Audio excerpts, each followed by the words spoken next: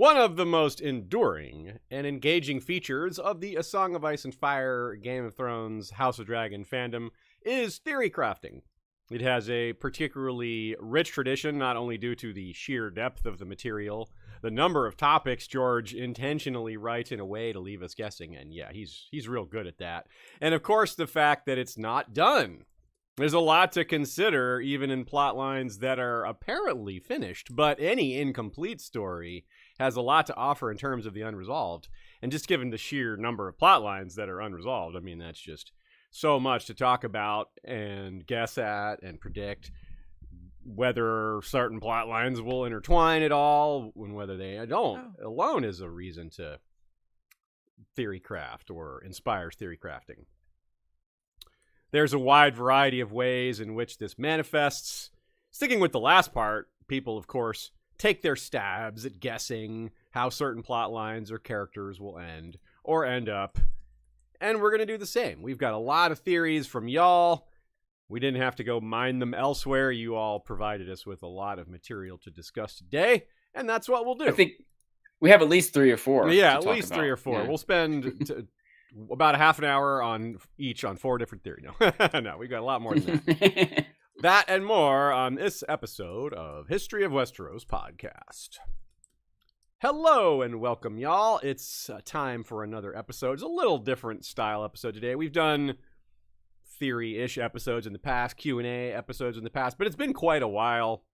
I think other than the mid-season Q&A we did for House of the Dragon, which really was more of a review and summarizing. We didn't do a lot of predicting. So that wasn't very much of a theory episode, but it does have the structure of an episode like this where we're taking lots of questions and there's a lot more open discussion, a lot more feedback from y'all. But also different than our recent episodes, but something we have done before is giveaways. We're going to be doing some giveaways today. That's going to be a lot of fun. Ashaya, tell folks what we've got planned. Yeah, we're going to give away a handful of History of Westeros shirts, like the egg one that Aziz is wearing right now, or like the Just Text one that Sean is wearing as well, I suppose, because you'll get to choose if you look at our website, which is on the screen right now. You'll see we have egg shirts, but we have multiple colors. We have Good Said shirts. We have branch. We have a few different. We have Gregor the Toasty. So when you win, you'll be able to tell me when you send me your address what shirt you want. So we're going to give away some shirts to folks in the live chat, some to people that submitted theories ahead of time. So if you submitted a theory ahead of time and you're listening to this after the fact, you'll want to check your messages wherever you submitted your theory. If it was Patreon or Facebook or wherever, we'll reach out to you and ask you what shirt you want and what address you want. But those of you live, I'll announce it live in the chat because I need you to email me. So that's your update on that. So to win a shirt, you have to listen to the end and pay $20, right? $20,000. Yes, these are really nice shirts. They're made out of some sort of material that. They're made out of what? Obsidian. Obsidian shirts. That's right. They'll don't wear them though. But yeah, so at the end of the episode, before we wrap up, I will list off the people in the live chat who won a shirt. And I will say, hey, please email us at Westeros History Giveaway and give us your address because we will need your mailing address to send you this shirt. Right on. And if you don't win a shirt, all those shirts are, of course, for sale as well at our shop, Threadless, historywesteros.threadless.com. Yes. Sean, what are you imbibing today? I have what's nearly a standard drink for me at this point. It's the Naked Protein Berry drink, mixed with the blackberry sparkling ice and Mountain Dew, but it's the watermelon Mountain Dew. So that's my variation for the day.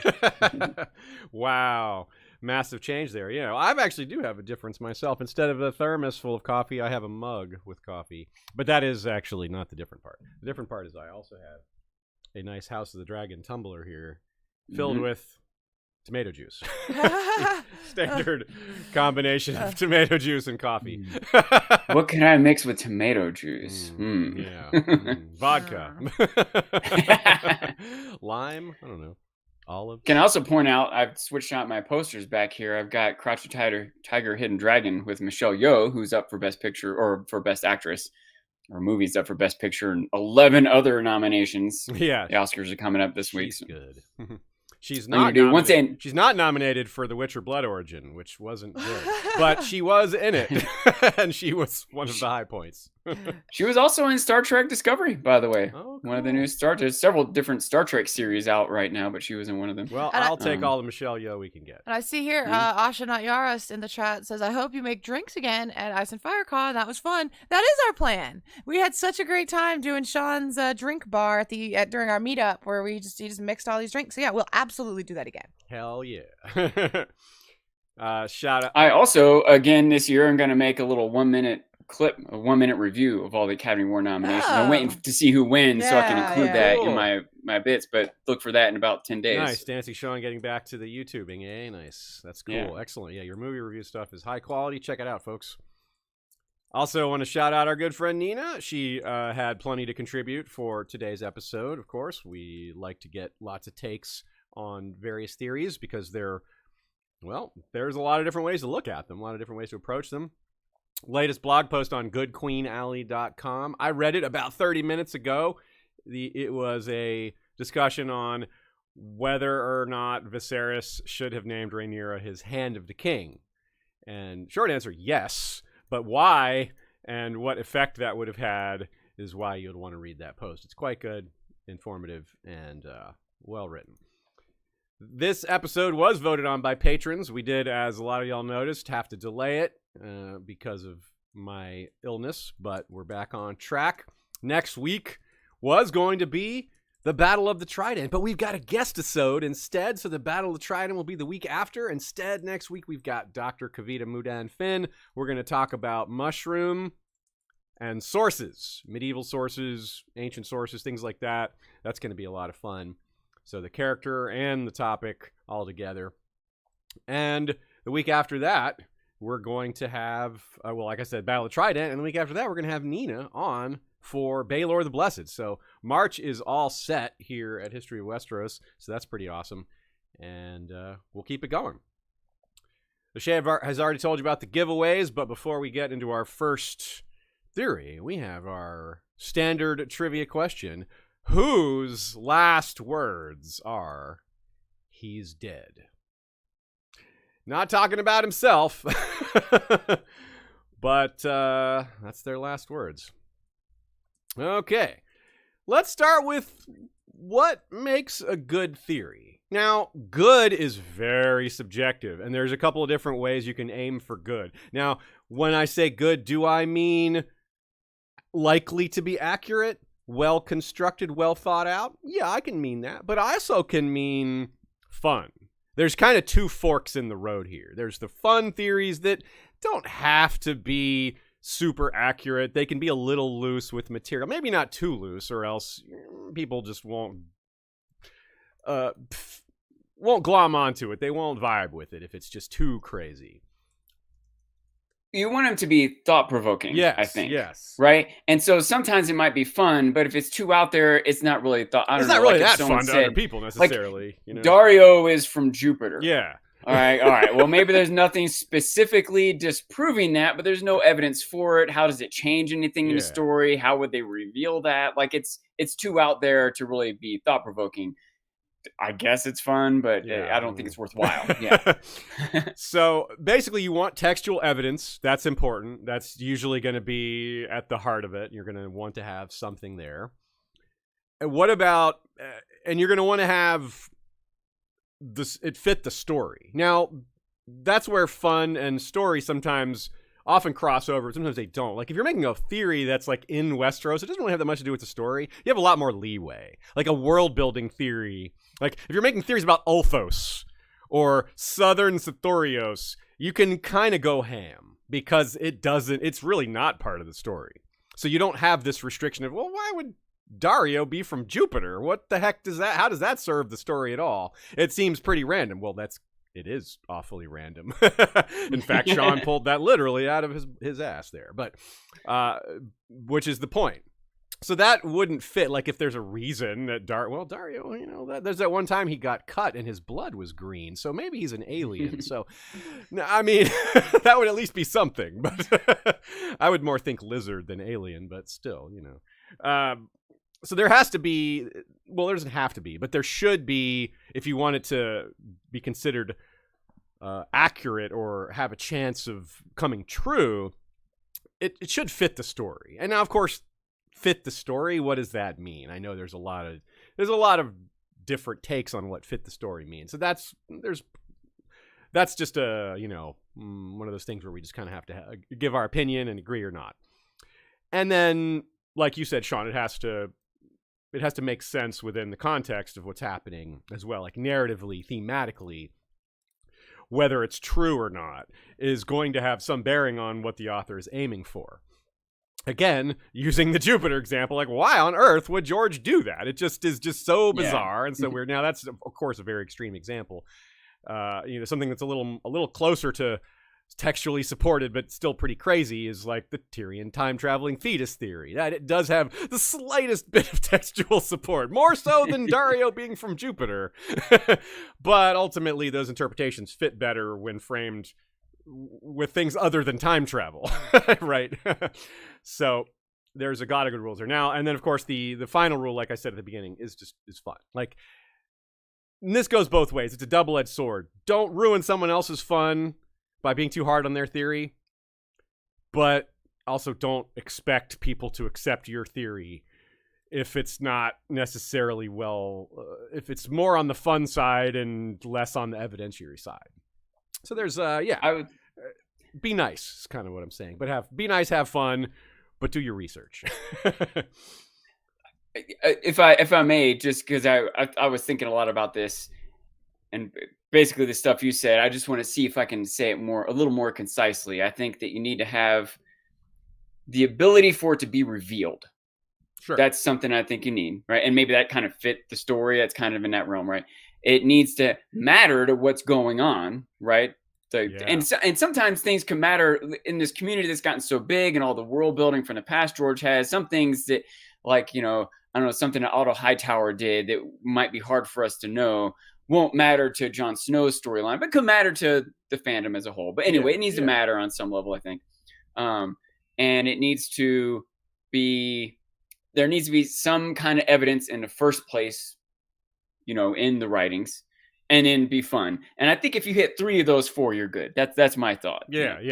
You can mix the ability to reveal or the evidence if it is fun and also etc. Anyway, that's how I think. Yeah, and there's an interesting difference I think between creative and imaginative. Like creative is and imaginative. Maybe there isn't a huge difference here, but one is like being really creative within the framework, and one is just like letting your imagination run wild and just Dario's from Jupiter. You know, I was like, well, yeah. I wish I could remember. I heard a quote one time. It said, I can't remember exactly what it is, but it was something along the lines of art benefits from restrictions or something like that. Like, you know, having to work within certain limitations generates creativity. Right. Like you wouldn't want to combine like 4 different painting styles in one painting. Maybe you would, but it'd be really hard to pull that off, you know? But even if you did, that's your limitation. I have to use these 4 painting styles. Okay, let me get creative with that. Good point. But it might be more difficult if you said, use any style you want. You might not know where to start, or, you know. The analysis paralysis, you might like... If you're trying to write music with no time signature, I mean, I guess you could get pretty creative with melodies or something, but having no time signature might not sound musical when you're done, you know? Imagine like a restaurant where there's 3 things on the menu versus like the Cheesecake Factory where you have a literal book. You're like, I don't know what the heck to order. It's kind of like that, yeah. All right, let's get started. From Steve Van Pruyen, he says, what if young Griff, the current, you know, some people call him Fagon, this guy has a lot of nicknames, is actually Aegon the Sixth, and how would that impact the story or the endgame? Steve says he doesn't actually think that he's legit, but what if he is, and what would that mean? And how would Varys and Illyrio do anything? What would that affect them, or how would we view them differently? My first take is I don't think it would affect things that much, because it would affect the readers a lot. We would be like, whoa, okay, that's really interesting, because we're invested in this in the identity of this character.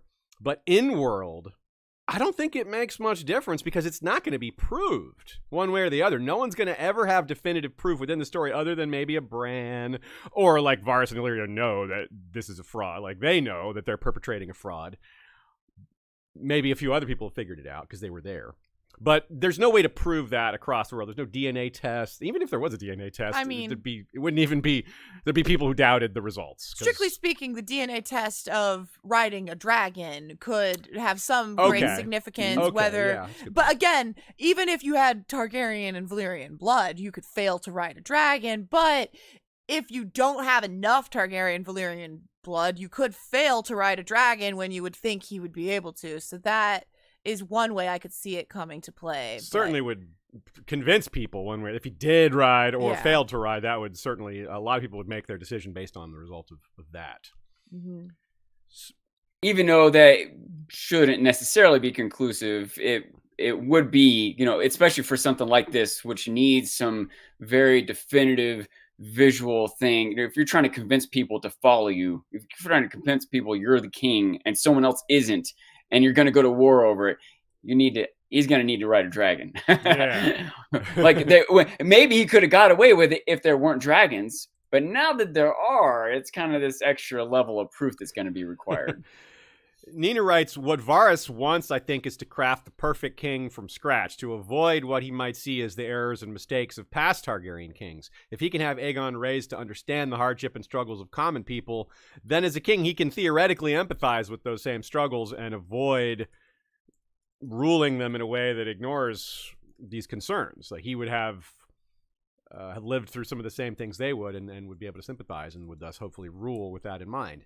And it doesn't actually matter if he's a Targaryen, if he can do that, if he can pull those things off. Because in a non-dragon world, which was what Varys and Valyria were planning for, because they didn't see dragons returning as part of their plan, then they didn't have to worry about the whole, will this real test of dragon blood occur to throw our whole thing off? They didn't see that coming. And they still probably aren't that worried about it because they wanted to marry Dany to Aegon, and so far aren't necessarily aware that that probably won't happen. They probably still think they can pull that off.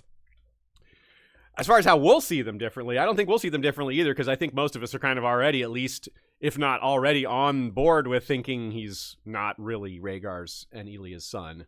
So we already kind of think that. That's already my headcanon that they're pulling a fraud off. So I think it would. So if he really is Aegon, this really is Rhaegar's and Ilya's kid, that would be a big surprise. It'd be like, wow, Varys is even more forward thinking than I thought because he saw this child's murder coming, which wasn't that hard to predict. I mean, it's pretty normal to murder the blood of the previous regime. So that's not a super Varys seeing the future kind of thing. No, that's, yeah. Maybe more credit to his ability to maneuver the situation than predict the situation. Yeah, because he did have to think about it even farther ahead. Like, where did this other baby come from? Like, that part of the plan couldn't have been done on the fly. Like, you got to find a child and replace the babies. Like, that, talk Ilya into it, which might not be that hard if you tell her, well, your baby's about to be killed. Here's a way to save him. That part might actually not be so hard, but she might. But you also have to get the child, talk Ilya into it, and keep all that secret. Yeah. Right? So lots of, logistics are pretty difficult. Yeah. That's always been a big argument against him being legit. But not the Varys seeing it coming part, just the actual swapping the child. All right. Hopefully that was a thorough answer. Or did you have some more to say to that, Sean? Yeah, this reminds me a little bit, especially the way we approached it, of a theory I had early on. When I was first getting into Game of Thrones, I had this idea that Littlefinger or maybe Varys or someone might be able to piece together that Jon Snow is Rhaegar's son. Yeah, they might be able to piece. But even if they did, okay, now what? Littlefinger goes to Cersei and says, actually, Jon Snow's the real king, so step aside. How do I prove that? What does Littlefinger do with this information? How does he prove it to anyone? How does it change anyone's opinions? Would Jon even accept it? I guess maybe he might be able to convince Sansa, some individual person that trusts him. I don't know. Anyway, I thought about it a lot at the beginning, but eventually I was like, yeah, I just don't know how it's going to matter. Even if it's vaguely like the show where they reveal a secret marriage, well, that's polygamous. Was that marriage even valid? I would say no. I mean, yes, the Targaryen exceptionalism would argue yes, but It's not like a hard and fast rule that it's just like, oh, clearly the law says yes. It might would just in deepen the argument. conjunction. It might, in conjunction with some other things, start to matter, but those other things might matter so much it doesn't matter that Littlefinger figured it out, Yeah. like if Jon rides a dragon or something. Or like you know? Bran sees it in a vision. Well, Bran knows, There- and that's how we know as readers. But how does he communicate that to everybody else? Oh, yeah, sure, tree Yeah. boy. Yeah, we believe you. Yeah, Yeah. right. Tell us more. You know, they don't believe. It's difficult to reveal it as a truth, and it's difficult to see the impact it would have, and there's not quite really any evidence for it either. It's like it's struggling on all accounts. It's for the readers. It's for us. It's for our reaction. Yeah. You know, I think, which is a lot. But yeah, in world they'll be like, It can add a lot of irony or tragedy to things when we know something, Yeah. even if it doesn't affect the plot. That's it very true. affects how we feel about the plots. Jacob Huffstatter says, Dane City, did Arthur or Ashara survive the Tower of Joy and Starfall?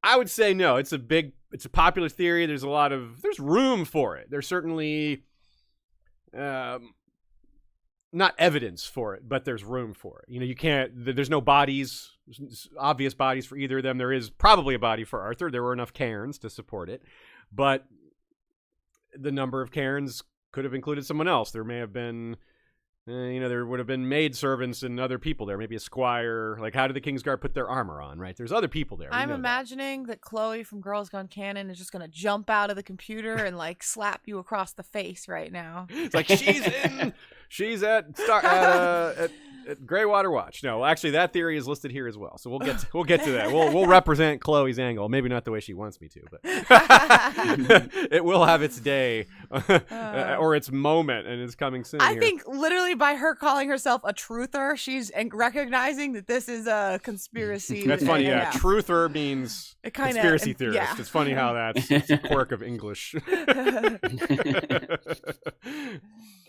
Yeah, so what's funny is I have a special place in my heart for the Arthur Dane is alive theory because I used to believe it. I think longtime listeners of this show, of History of Westeros, know this because I've mentioned it before, but I don't think I've mentioned it in a while. But I was a believer in it in part because of George was pretty heavily influenced by the series The Dragonbone Chair, Memory, Sorrow, and Thorn. And there is a character who is pretty much Arthur Dane, who turns out to be alive after all these years. Ever thought he was dead, and it would be a really similar kind of thing. He has a meteorite sword. He's like the perfect knight, like really noble and charismatic and chivalrous and, uncommonly honorable. Yeah. So I was like, see? It's like, no, George isn't copying this like word for word. He's not copying it at all. It's just influence. It's like here and there, there's a tidbit or a nod to Tad Williams. It's not. Yeah. So I was going way too far, but I do appreciate, looking back on, it's a good example of me not following the quote unquote rules of theory crafting there. Like just because it happened in another series, like that's not even, it doesn't make sense at all. Like George breaks tropes all the time. So if he's going to borrow from that's something, almost a reason for it to not be true if it happens somewhere else. Yeah, you're right. Like it's more likely to not be true given that like he fooled those of us that read that and like into thinking that he was doing the same thing. What's funny is I didn't fully give up on the idea Arthur Dane was alive until A Dance with Dragons, because that's the point at which he would be revealed. Like, okay, here's young Griff with all these guardians around him, the people that fled to protect him because he's the true king. Well, then where's Arthur Dane? Like, that's where he would be, right? But he still isn't revealed. Okay, like it was probably never that good of a theory in the first place, but it really got stabbed in the heart by his lack of presence with John Connington and Halden Halfmaester and all those other folk. Like he would have been with them. That's where the king that he's supposed to be guarding. But no. I wonder if Barristan appearing to Dany is closer to the realization that great warrior was still alive after all. Yes, you're right. And I didn't catch that, even though like Storm of Swords had been out by then. It was those 3 books were out at the time. Feast for Crows wasn't out yet. Feast for Crows didn't really change anything though in that regard. But Dance with Dragons did. So let's turn to Ashara Dane, though. That's Arthur. What about Ashara? Ashara, this is even tougher because she jumps out a window, is what we're told. Now, yeah, you could tell a bunch of people a story that someone jumped out a window and meanwhile she snuck away on a boat. But this is one of the things, this is why? What's the point? I don't understand why hiding, like bringing back the theory that maybe she's hiding at Greywater Watch. This one begs the question of why. It is answered by because people like Ashara Dane and this would be fun. That makes it to me fine. Sure. Totally fine headcanon. I don't see the supporting evidence very strongly though, but it is also one of those. Like, is someone trying to kill Ashara Dane? Yeah. Is she like, why is she being hidden? Does she have some secret that can't be told? What could that secret be? Like, how? I don't know. Yeah, and there's so much evidence that she did. Like, there's a lot of reasons why she would have killed herself. Supposedly, she lost a child. Supposedly, she lost a lover, Ned, maybe two permanently. She might be the reason why Ned killed Arthur, not meaning that she may have revealed where they were. She might be the reason they found the Tower of Joy. That's a little less likely, but it's on the table. It's more likely than her being alive, in my opinion. And so she would blame herself. Or even if she doesn't blame herself, her famous brother, who she may have been close to, and I don't mean like Jaime Cersei close to, but strong relationship, maybe Marjorie Lord, maybe Aemon Daenerys type situation without the abusive older brother involved. Although maybe there was, we don't know if they had an older brother. So, though they surely did actually, because one of them, that would have been who inherited Starfall. Like, they wouldn't have, if Arthur Dane was the oldest, he probably wouldn't have joined the Kingsguard, right? He would have inherited. So they most likely did have an older brother. Maybe he was abusive. Hey, maybe it's even more like Aemon and Daenerys than we thought. But anyway, there's a lot of tragedy in Ashara's life, and perhaps even more than we're aware of. There's maybe Brandon she was in love with and he died. There's just a lot of things that we didn't even mention. So there's so many reasons why she could have, and it doesn't have to be one. It's the more likely the pile of reasons that created this weight of hurt and sorrow and despair that may have led her to do that. Any one of those things might have been enough, but there's like 5 reasons that we've all probably seen or read about. People have committed suicide over that reason, and she's got multiples. So to me, that would be a little maybe too tricky of George for her to, despite the why. Like, I don't know why. Can you guys think of a why? Like, what will be the purpose? Maybe if she could reveal some things. I see Christina K in the chat says no one can harangue Ashara for the truth about the Tower of Joy if they think she's dead. That's a good point. Just keep a secret. just having her dead may serve more narrative purpose. Yeah, because then it keeps it more of a secret. Only someone like Bran can. Or maybe one of the Squire or Willa could tell us. Yeah. But no, I would say I'm pretty down on it, personally. If we were doing this like an actual trial or a panel where we like voted yay or nay, I would say nay. Yeah, I'll vote nay on Arthur. I guess we can do that going forward. There's no yay or nay on Steve's question of what if Aegon is really Aegon. But this one is, do Arthur or Ashara Danes live still? And I'd say no to both of them. No to both as well. You agree, Sean? I think so. Yeah. Okay. Yeah, let's do that. I think no. I mean, let's say what we think. I concur. Why didn't I just concur? Why didn't I? Connie Gonzalez Super says, Howland Reed saved, in quotes, Ned Stark at the Tower of Joy by doing what bog devils are known for. Howland blew a poison dart at Arthur Dane. Why else bring a little guy like him to a fight? Howland going to hone his magic at the Isle of Faces is similar to Arya going to the House of Black and White to learn skills. Howland Reed could be hiding in plain sight in a glamour. Anyone alive who can still recognize him besides Mira outside of the neck, that is? So there's 2 parts to this. Let's start with the Arthur Dane part, the Tower of Joy fight, which I mostly wholeheartedly agree with.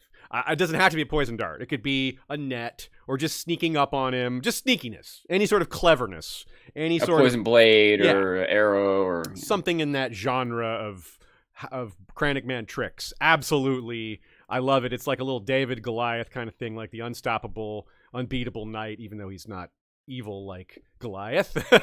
He's still just insurmountable, it seems like, but something that a weapon he's not expecting or a different style of combat, not knightly combat, fits really well. Yes, magic is possible, but there's not any reason to think that when we have a simpler answer that really, really fits well. Yes, it's possible. I won't cross it off the list of a brief, like, attempt to warg him that froze him, kind of like Hodor struggling, or when Bran was trying to take him over, and eventually Hodor just gets used to it and gives up. But if there's not any evidence that Howland Reed is strong enough to do that, or a skin changer at all, it's one of those things where, yeah, it's possible, but I think this is just such a better fit. Net or poison or sneakiness. What do you think, Sean? Yeah, for sure. I mean, it just being outnumbered, it's something that frustrates me all the time in TVs and movies when you see like one person fighting 5 people, but he only really fights one person at a time.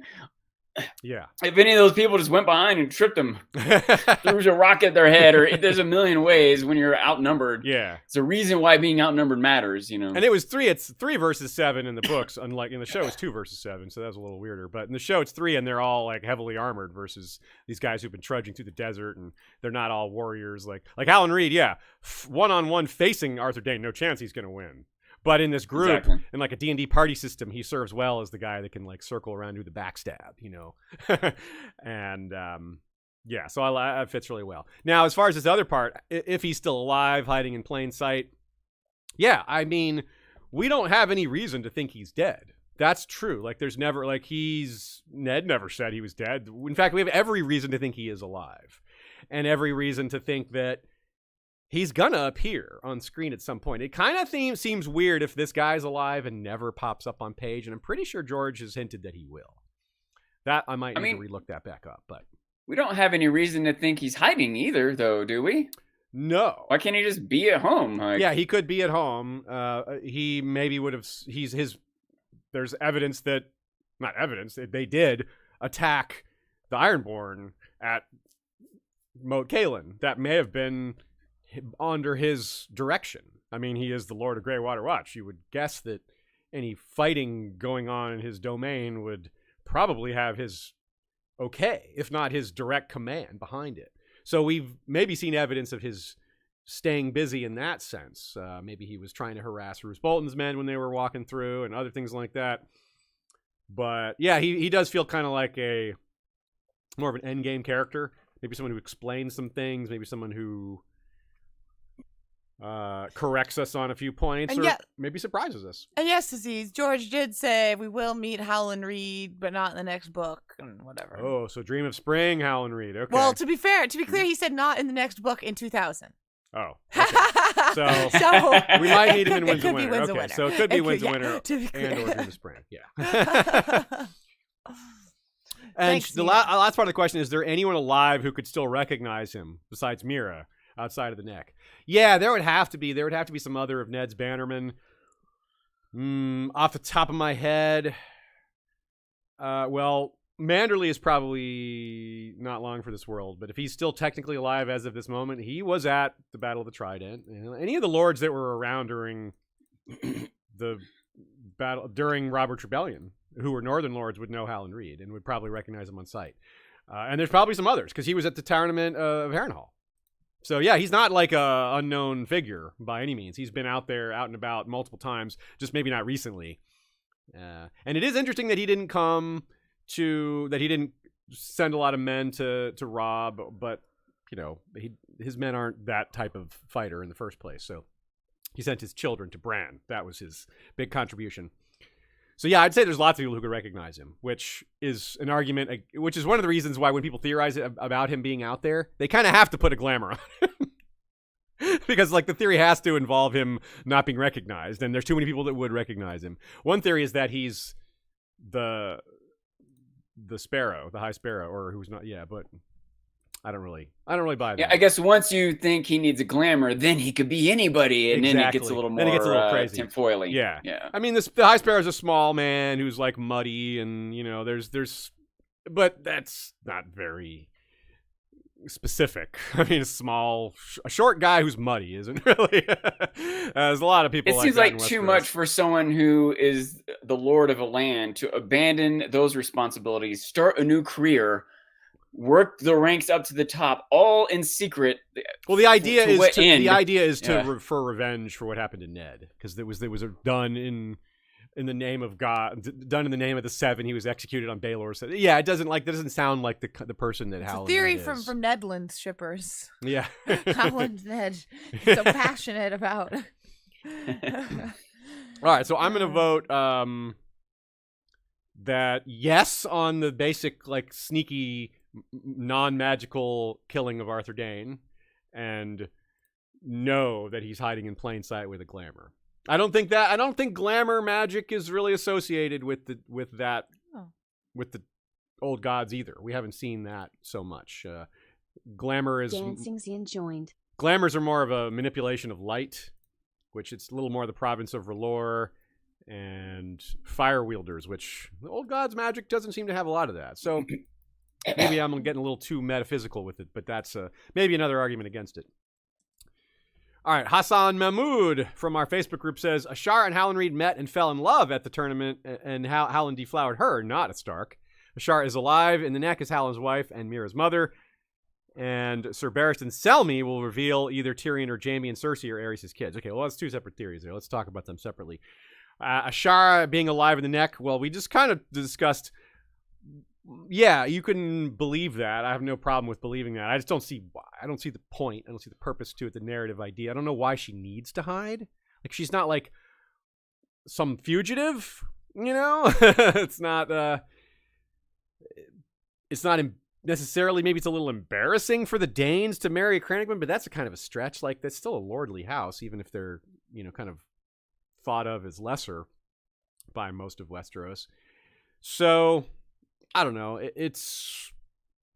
don't want to be heavy-handed with this one, but I just don't see it. You know, I don't want to say no way, but I don't see it. I don't see the point. I don't see what it would serve the narrative for. I think it's a better story if Ashara is dead because of the tragedy, and you know. Yet again, Chloe's hand reaches from the screen. Yeah, and I feel her reaching the cold, icy hand of Chloe coming for me. Let me to choke the life. Let me tell you another thing that I think about when not so much for theories, but often connected, or you know, the big crossover in a Venn diagram of theories and secrets. I'm pretty sure it's a Benjamin Franklin quote that 3 people can keep a secret if 2 of them are dead. That something like this will require so many people to keep a secret that even if you trusted them all, someone's just going to make a mistake. Someone's just going to like accidentally reveal something or say something or get drunk or be seen in some place. It's just really hard to keep 2 lords, you know, 2 elite family, you know, people getting married. There's so many pieces of that would have to be kept secret for so long. To me, that's too much of a requirement for this theory to be true. Yeah, it's maybe a little bit, maybe this is a little cynical, but maybe it's just, but I also think this is just how George wrote it. I don't think George is the type to write the like really beautiful princess like kissing the frog man. That's the kind of what this feels like, you know, like he's this lesser, quote unquote lesser, not in my mind, but in the confines of his society. And why would this incredibly beautiful woman go for this guy? Like, yeah, it's like that sounds like fairy tale stuff to me. Like maybe that's being cynical, but adding to the difficulty of keeping it secret. This would be such a piece of gossip that you know how would. Yeah. Nina also points out that there's a Barristan remembers all the people Ashara danced with. He's not one of them. Not that by itself, meaning Howland, not Barristan himself. Not that is a huge negative piece of evidence, but it's something. Like, you think if George wanted to suggest it, hint at it, this would be a really easy way to be like, why would he not include that one? Like, that's a very strong. If he had included that one, we might give this more credence. Yeah. I'm like, well, okay, you know. And of course, Sean, you might not even be aware of this part. We know the name of his wife. It's Gianna Reed. So it's like, of course you could take an assumed name up, and of course she would change her last name to Reed when you get married. But again, just, I'm not sure why.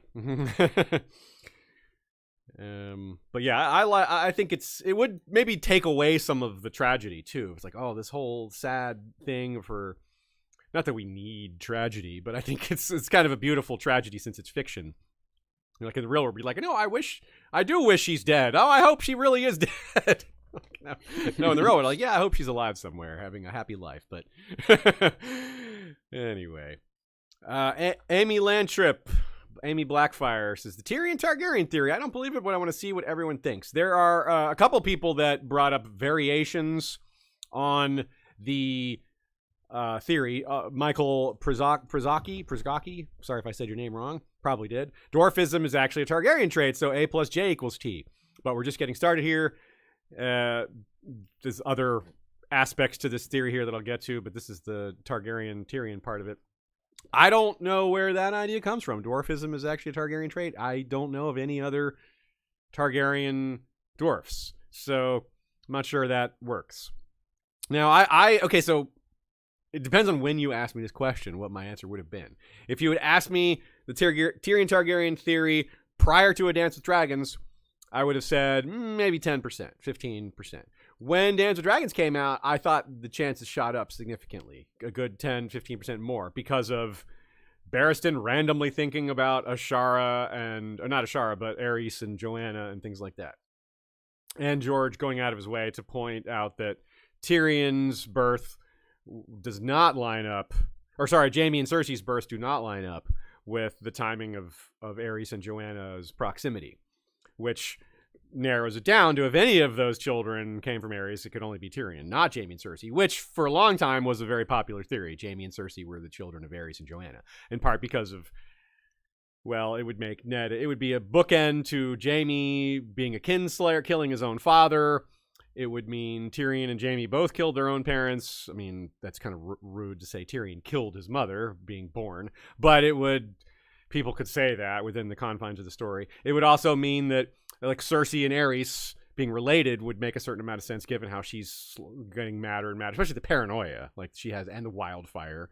So there is a lot of evidence for that circumstantially, but once you get into the like, could they have been together at the same time? It's kind of like, that George threw a lot of cold water on that.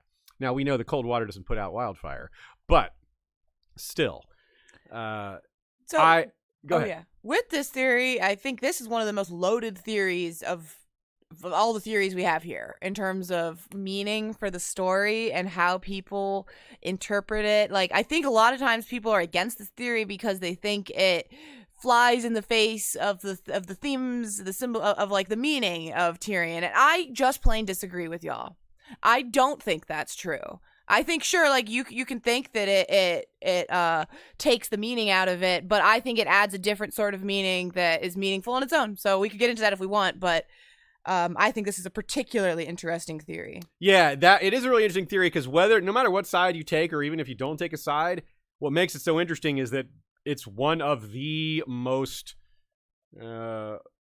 passion engendering theories in the entire fandom. People have strong opinions on it. Some people really, really hate it. Some people think it's a pretty good idea. Some people think it's entirely possible.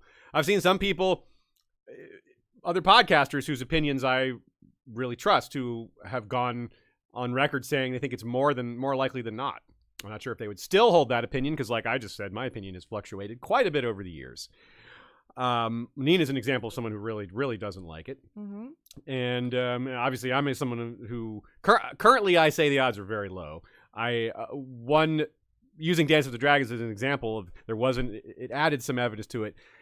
I hate to use a TV show as evidence, but I think the TV show is evidence here. It didn't happen on TV. And if George had told them that was his plan, they would have done something with that. Probably they might have been like, nah, we're just not going to do that. They might have done that. It's entirely possible. Mm-hmm. But remember, there was that time when they said there were 3 things George told us that blew our minds. One was, Shireen being burned. One was, I don't even remember what the other 2 were at this point.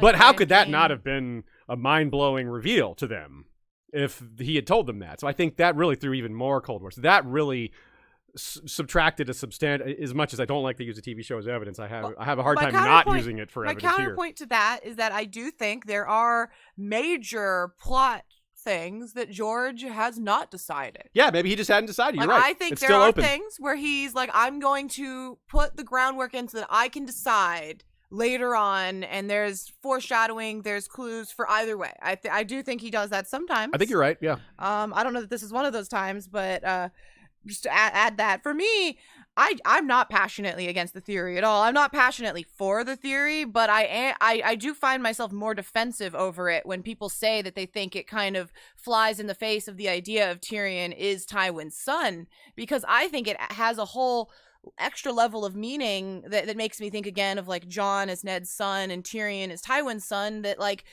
that is his most true child, even if it isn't actually his child. Like, there's a lot of meaning there. Nature, nurture, yeah. Which, again, isn't me saying I'm going to bat for that theory or anything like that, or I think it's the most likely, but I don't think that it necessarily is, like, thematically misled or wrong. Yeah, I agree. I very strongly agree with you there, Shay. I think that it's borderline offensive to say that it undermines the work of Tywin and Tyrion, because if he's adopted, I mean, an adopted son is a son. Adopted child is a child. That, like, I think you are insulting adoptive relationships if you say that undermines that relationship. I agree. Because it's nature nurture. So I think you have to be real careful with that. You can hold that opinion, but maybe be cautious with how you word that out in the world, because lots of people are adopted, and you don't want to insult. You don't want to say their family, their parents aren't their real parent. Like, that's rude, right? You know what I mean? And that is kind of what you're implying if you say that. So, and it's not like we need that piece of evidence. There's plenty of other things against this theory besides that. Like, there's lots of reasons why Tyrion isn't a Targaryen. So there are some why he might be, but yeah. So we don't need that. We don't need to bring in that really violates the fun rule here, is to like get too real with it and talk and trample on the nature of adoptive parentage, even if you're not doing it on purpose, which no one is. No one's doing that on purpose. No one's out there like, yeah, screw you, adopted kid. No one is. Yeah, absolutely not. It's accidental, so I'm not trying to come down too hard on anyone who's done that. Just maybe. That is, but when you realize it, you might think twice about doing it. That is kind of why I tread carefully when it comes to theories about nettles being a dragon seed as well, because it's also very loaded subject and theory-wise in terms of like, well, just because she's not white-skinned Targaryen, that means she can't be a dragon. Like, there's a few theories I feel like, even if you have a lot of evidence for why you think that, sometimes you have to tread carefully with why you're arguing it. Yeah, absolutely. That's why I think the fun rule is really important. That should maybe be the most important rule, is have fun with it. And if you're saying things that are insulting other people, then it's pretty hard to call it fun. So one other thing we touched on a little bit here that I also spins through my mind a lot when I think about theories, especially in this world of Martin, is that we know for sure that there's all sorts of stuff that he planted seeds for, but just didn't fruit. I think I think sometimes the evidence piece, right, of a theory will be pretty strong in the first book only. Yes. Does that make sense? We talk about foreshadowing. Maybe I wonder even how much George realizes or intended to have this ability to turn it into a red herring. Something he started off with an idea and he set some clues or foreshadowing or however you want to describe it. And then down the road, he's like, well, that conflicts with this. That's going to go in a direction I didn't mean to. Never mind. Pivot. And so people started forming theories in the first few books around that, but he wasn't following up with it. And so then maybe we feel like it was a red herring, but maybe it was just a decision that changed his mind. But I do think sometimes it justifies a lot of theories people have that don't seem to make sense, because George did give us clues to them. Yeah. But I think sometimes you just got to let it go when you realize he's not doing it anymore. Yeah. Like one example. We see proof of that in the original 1993 letter. Yep.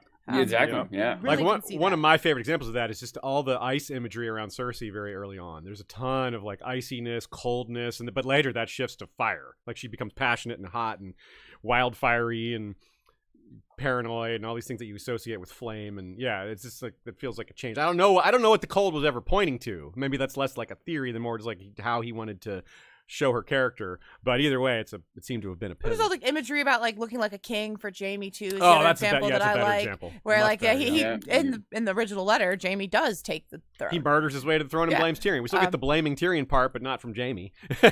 And we still have Jaime. That's why Jaime's sitting on the Iron Throne with the sword, and that's why he bothered to climb it.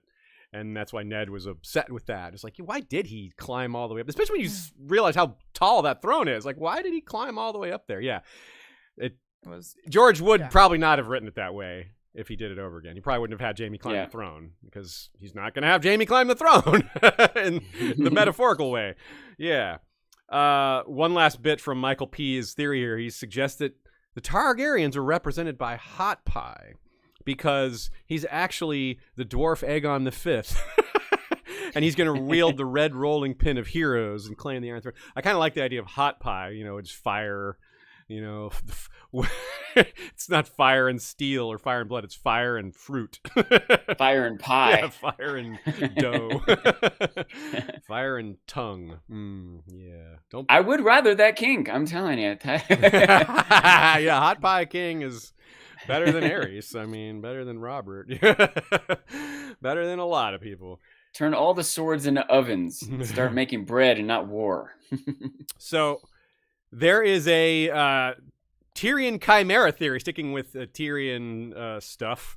And the idea with a chimera, okay, so chimera is a real thing in the world, and which means I'm not talking about the D&D monster. I'm talking about the chimerism, which is when you can have two like genome sets combined. Have you ever seen a one I've seen the most common is cats that look like they're two different cats mashed together. Like left half is like a white cat and the right half is like a calico cat and their eyes are different color. That's a chimera cat because they have like the genome for I'm probably using the wrong terms here, a white cat and a genome for, and they got combined in like the eggs combined or the zygotes combined in the womb or something like that. So it had elements of both. It's caused some real weird troubles out in the real world.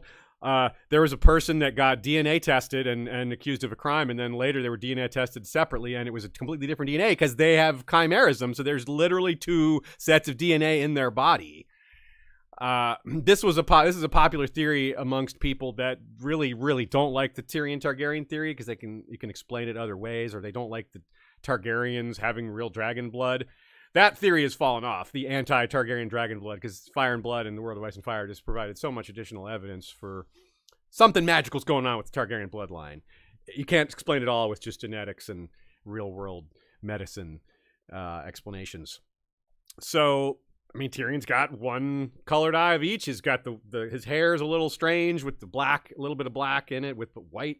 So he does kind of seem like a candidate for real-world chimerism. There is a possibility. Now, I don't know enough about the medicine, the science behind it, but I wouldn't assume George does either to get to be 100%, especially given when he wrote it, in the 90s, there probably was... He couldn't just go on Google and look up chimerism. You know what I mean? Now he could.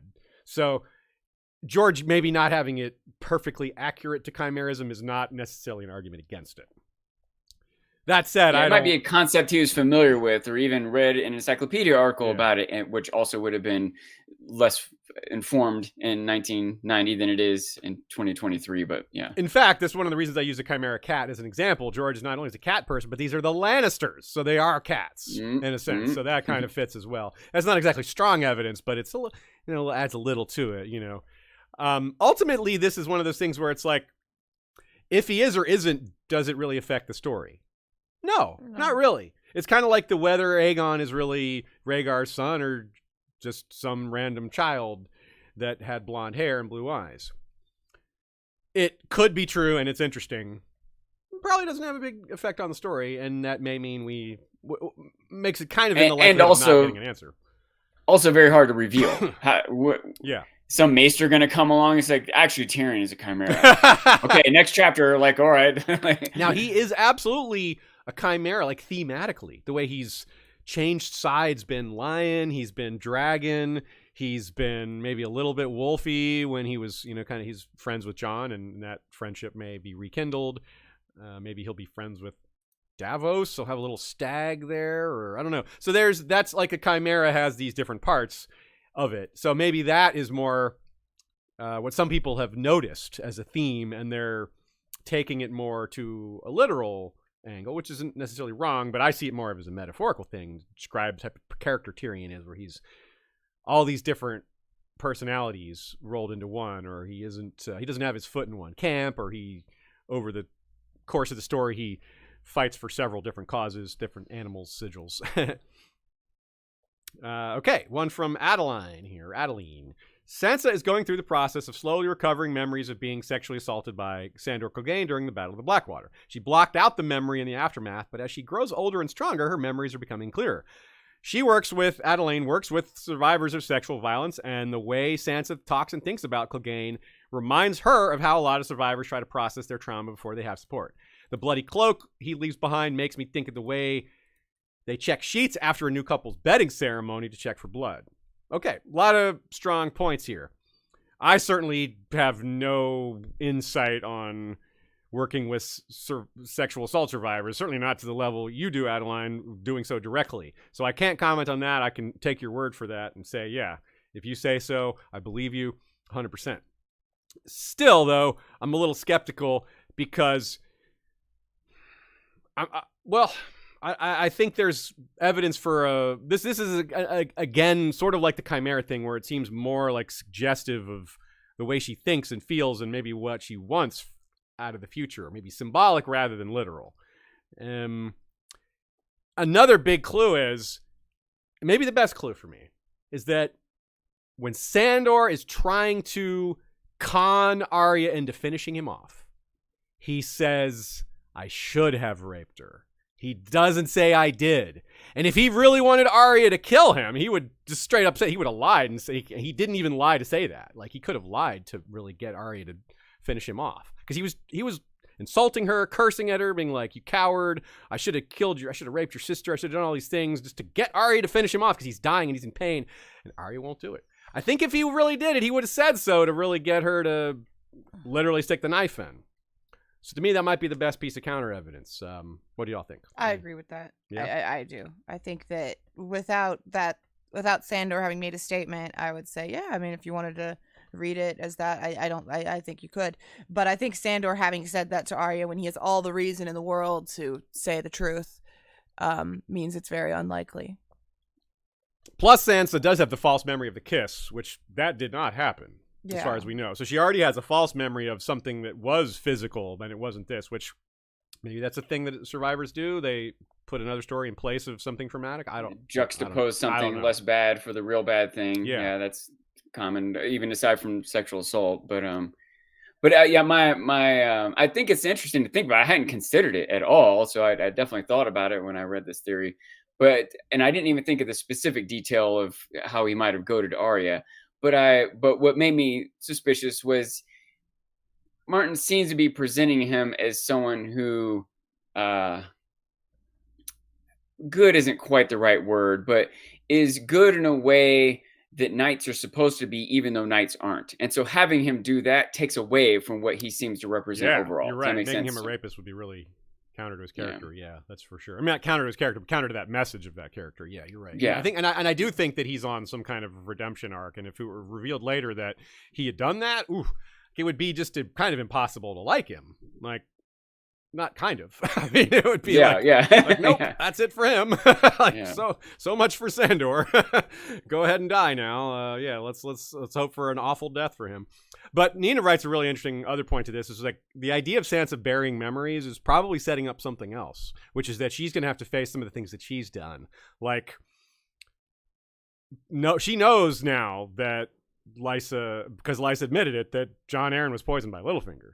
And she knows that she was terrible to Jane Poole. Not that she's the one who sent Jane Poole off to be trained by Littlefinger, but she was like, Jane's just crying so much. I don't, and that led to her horrible treatment. Like, Sansa's not responsible for that, but Sansa could have been way more empathetic, way more sympathetic. And she will feel responsible for it. She will feel responsible. Whether she actually is. Because that's the kind of person she is. You're right. So she will take it hard once she realizes she's got to face these memories, or she's got to face some of the things that she's done. And that will make her, I mean, I think a lot of people will really feel better about her if this goes well, which I think it probably will, because it will show a lot of more, like, even more maturity. Sansa's already, that's a big part of her arc, is learning and growing and maturing, losing the naivete and fairy tale beliefs that she used to have, almost becoming cynical in the long run, perhaps. And it might be heading that way. And if this is be one of those things, like if she looks back on her childhood and reframes it all and is like, whoa, I made so many mistakes, I did all these things wrong, I'm determined not to do these things again, determined to do better, determined to lead well, etc. I think we would like to see that. I think that would be great. And so I like that idea by Nina a lot, that that's what's being set up, is Sansa coming to terms with, and as well as maybe telling about her father's plans and telling Cersei about her father's plans to leave, which she may not ever figure that out, but she may very well be like, oh no, I told Cersei, and then that led to, oh no. She may just have that dawn on her one day that, that'll be really awful for her. But another potential angle is it might be a flaw that she continues to romanticize these knights even when they're awful. Like, people don't want to face their trauma. Like, it would be very human for her to just be like, I can't face that, given how much else she has to deal with too. It's not like she's just sitting at home with everything else fine, and she's like, okay, my life is good, and let's look back.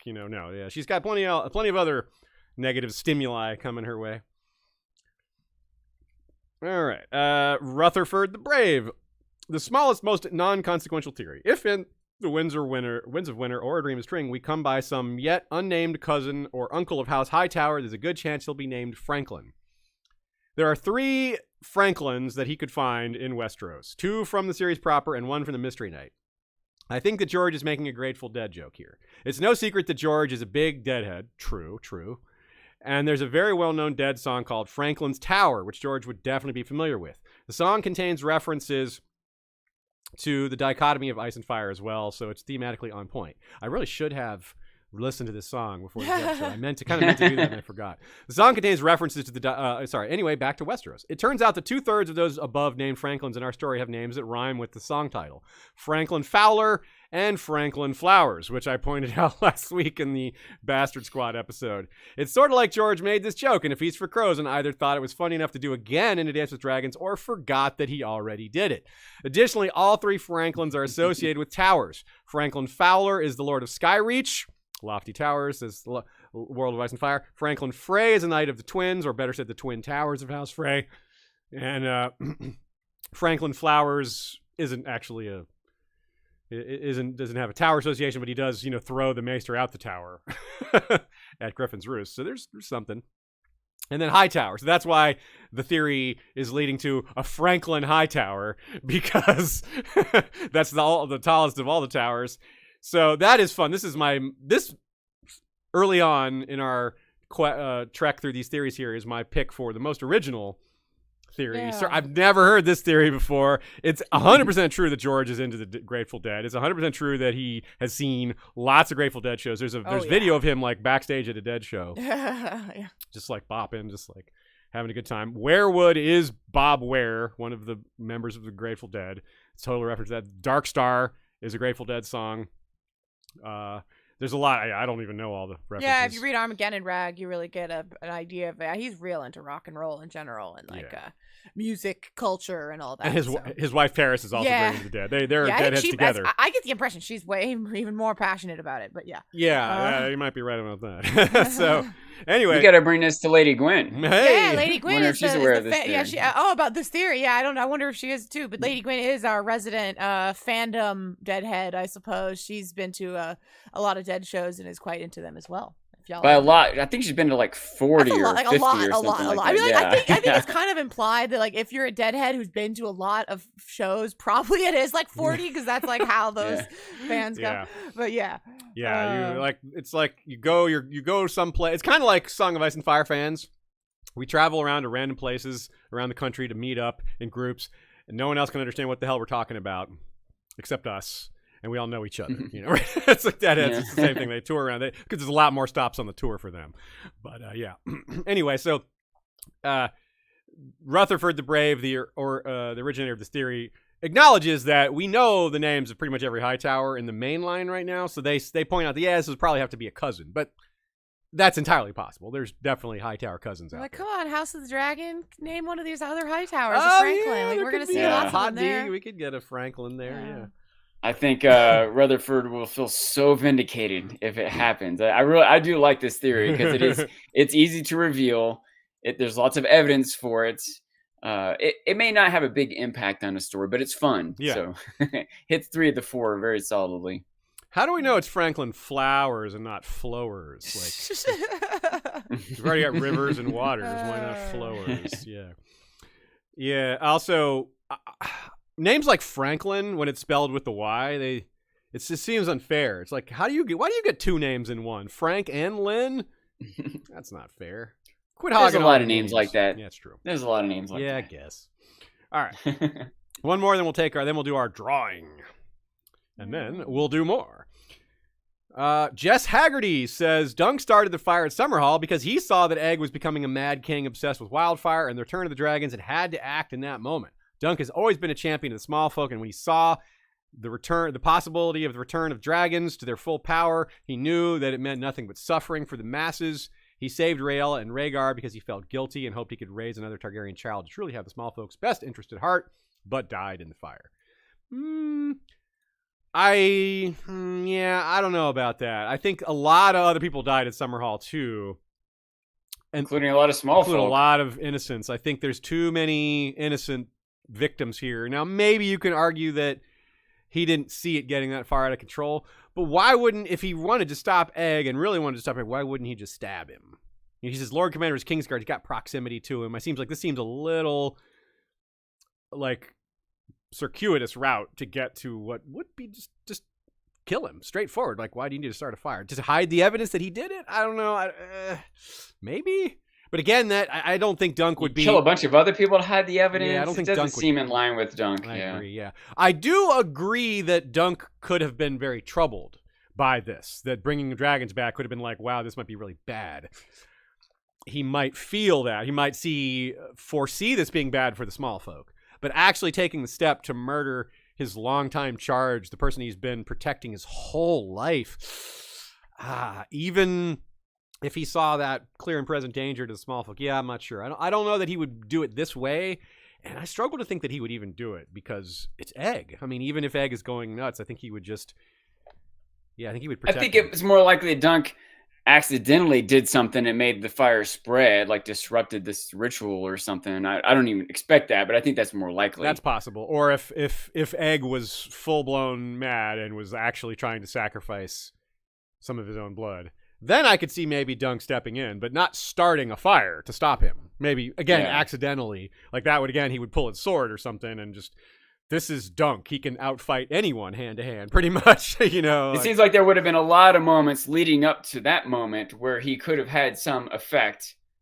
other than starting a random fire with wildfire. Yeah, he would know what this all is about. He's like, wait, you're trying to bring dragon? I didn't get that throughout all these meetings and all your poring over these ancient texts. How did that not click for me? Dunk the long, thick as I shouldn't, thick as a castle wall. Oh, the castle walls are on fire. Uh-oh. Oh. Yeah, green fire. Yes, I didn't know that fire could do that. No, so it's kind of hard for him to get to that point without having seen some of this coming or having it be under the radar. Because, Lord Commander of the Kingsguard, he's by Egg all the time. He's at his side. Remember, the Kingsguard guard the king's secrets as well because they're too close to not hear them. It's unavoidable that the Kingsguard hear the king's secrets in the first place, which is part of why they are charged with guarding them. So, I think that Nina has a good answer here. The simple answer is probably best. Remember that Dany first tried to hatch her eggs by putting them in the fire. Just in the brazier there, in the brazier. And in the bra, one in each cup. The third one, I don't know what she was doing with that one. And she's bouncing them up and down, shaking them until they start, heating them up. Which were her instincts or ancestral memories were kind of pushing her to do that. That's a whole nother subject. But Egg was probably having the same ancestral memories, the call from ancient voices, but they don't hear it the same way. They don't quite interpret it the same way because it is dreamscapey. It is kind of like Bran and the Three-Eyed Crow. He's not entirely sure what he's seeing. There's a lot of symbolism mixed with imagery, and it's just as confusing to the character as it is to the reader. So he didn't have Dragonfire or a pyre, so he used what he thought was the best next best thing, which was Wildfire, which we know how perilous that can be. I was going to say, I agree with what J.S. Holgerson said in the chat here. He'd give him a clouding. Give him a cloud on the ear. Why do you need to burn everything? Just give him a cloud on Put that wildfire down. That's hilarious. I really didn't realize how huge this document got. It's gotten really big. Yeah. All right, well, let's take a little halfway point here, break, and I think we'll do a trial by theory part 2 or something. We might have to. We got so many left over. At this rate, I don't know if we're gonna get through half of them. But to be clear, remember that even if your theory is not addressed yet in this episode, you still have a chance to win a shirt because your name is still listed here. Yeah, everyone got entered in the drawing if you submitted a theory.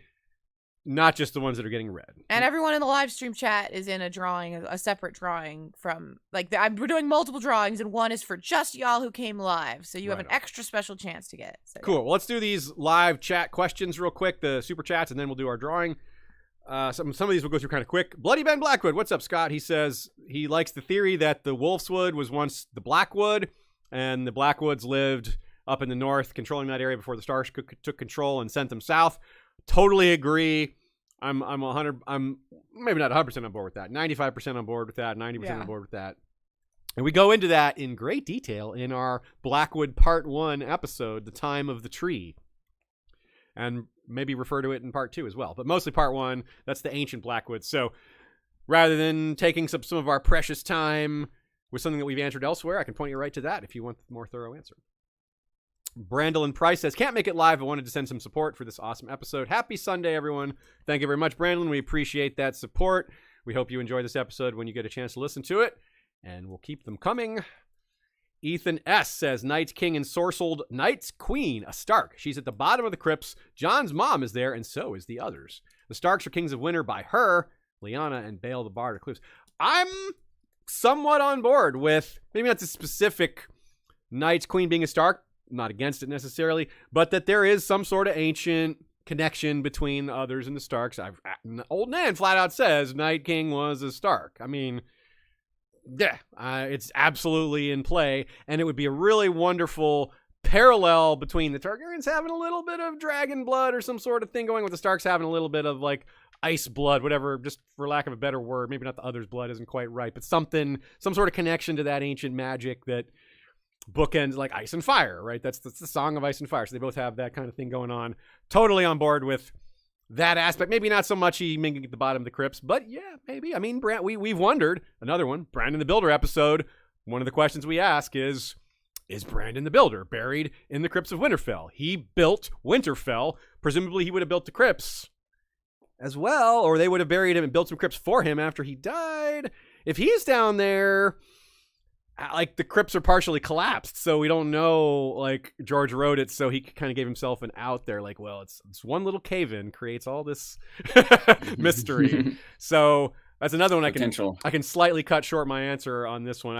If Ashay or Sean, y'all want to weigh in, go for it. But Brandon the Builder episode and the Buildings of Brandon, which is a patrons subscribers only episode, those both deal with this. It's probably not exactly known, and what's older, Winterfell or the Wall? Probably Winterfell, but maybe not. Maybe the Wall. I don't know. But it's close, Winterfell, one way or the other, though, right? They were both built around the same time. Supposedly both in his lifetime, so yeah.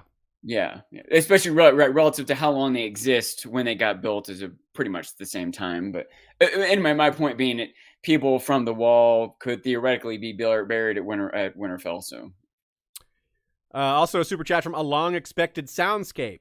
Is that Jordan Reynolds sending that? So I'm going to shout out Jordan. You sent us a great email about what you're working on there on your own. We haven't responded to you yet, but I promise we will.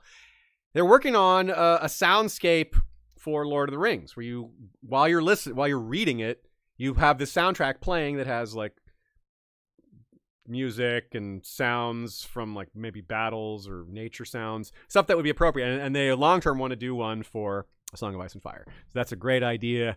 If that's not who this is, well, I'm shouting that anyway. And A Long Expected Soundscape, well, you sound cool too. But really, since that's a Lord of the Rings style title, the evidence is strong.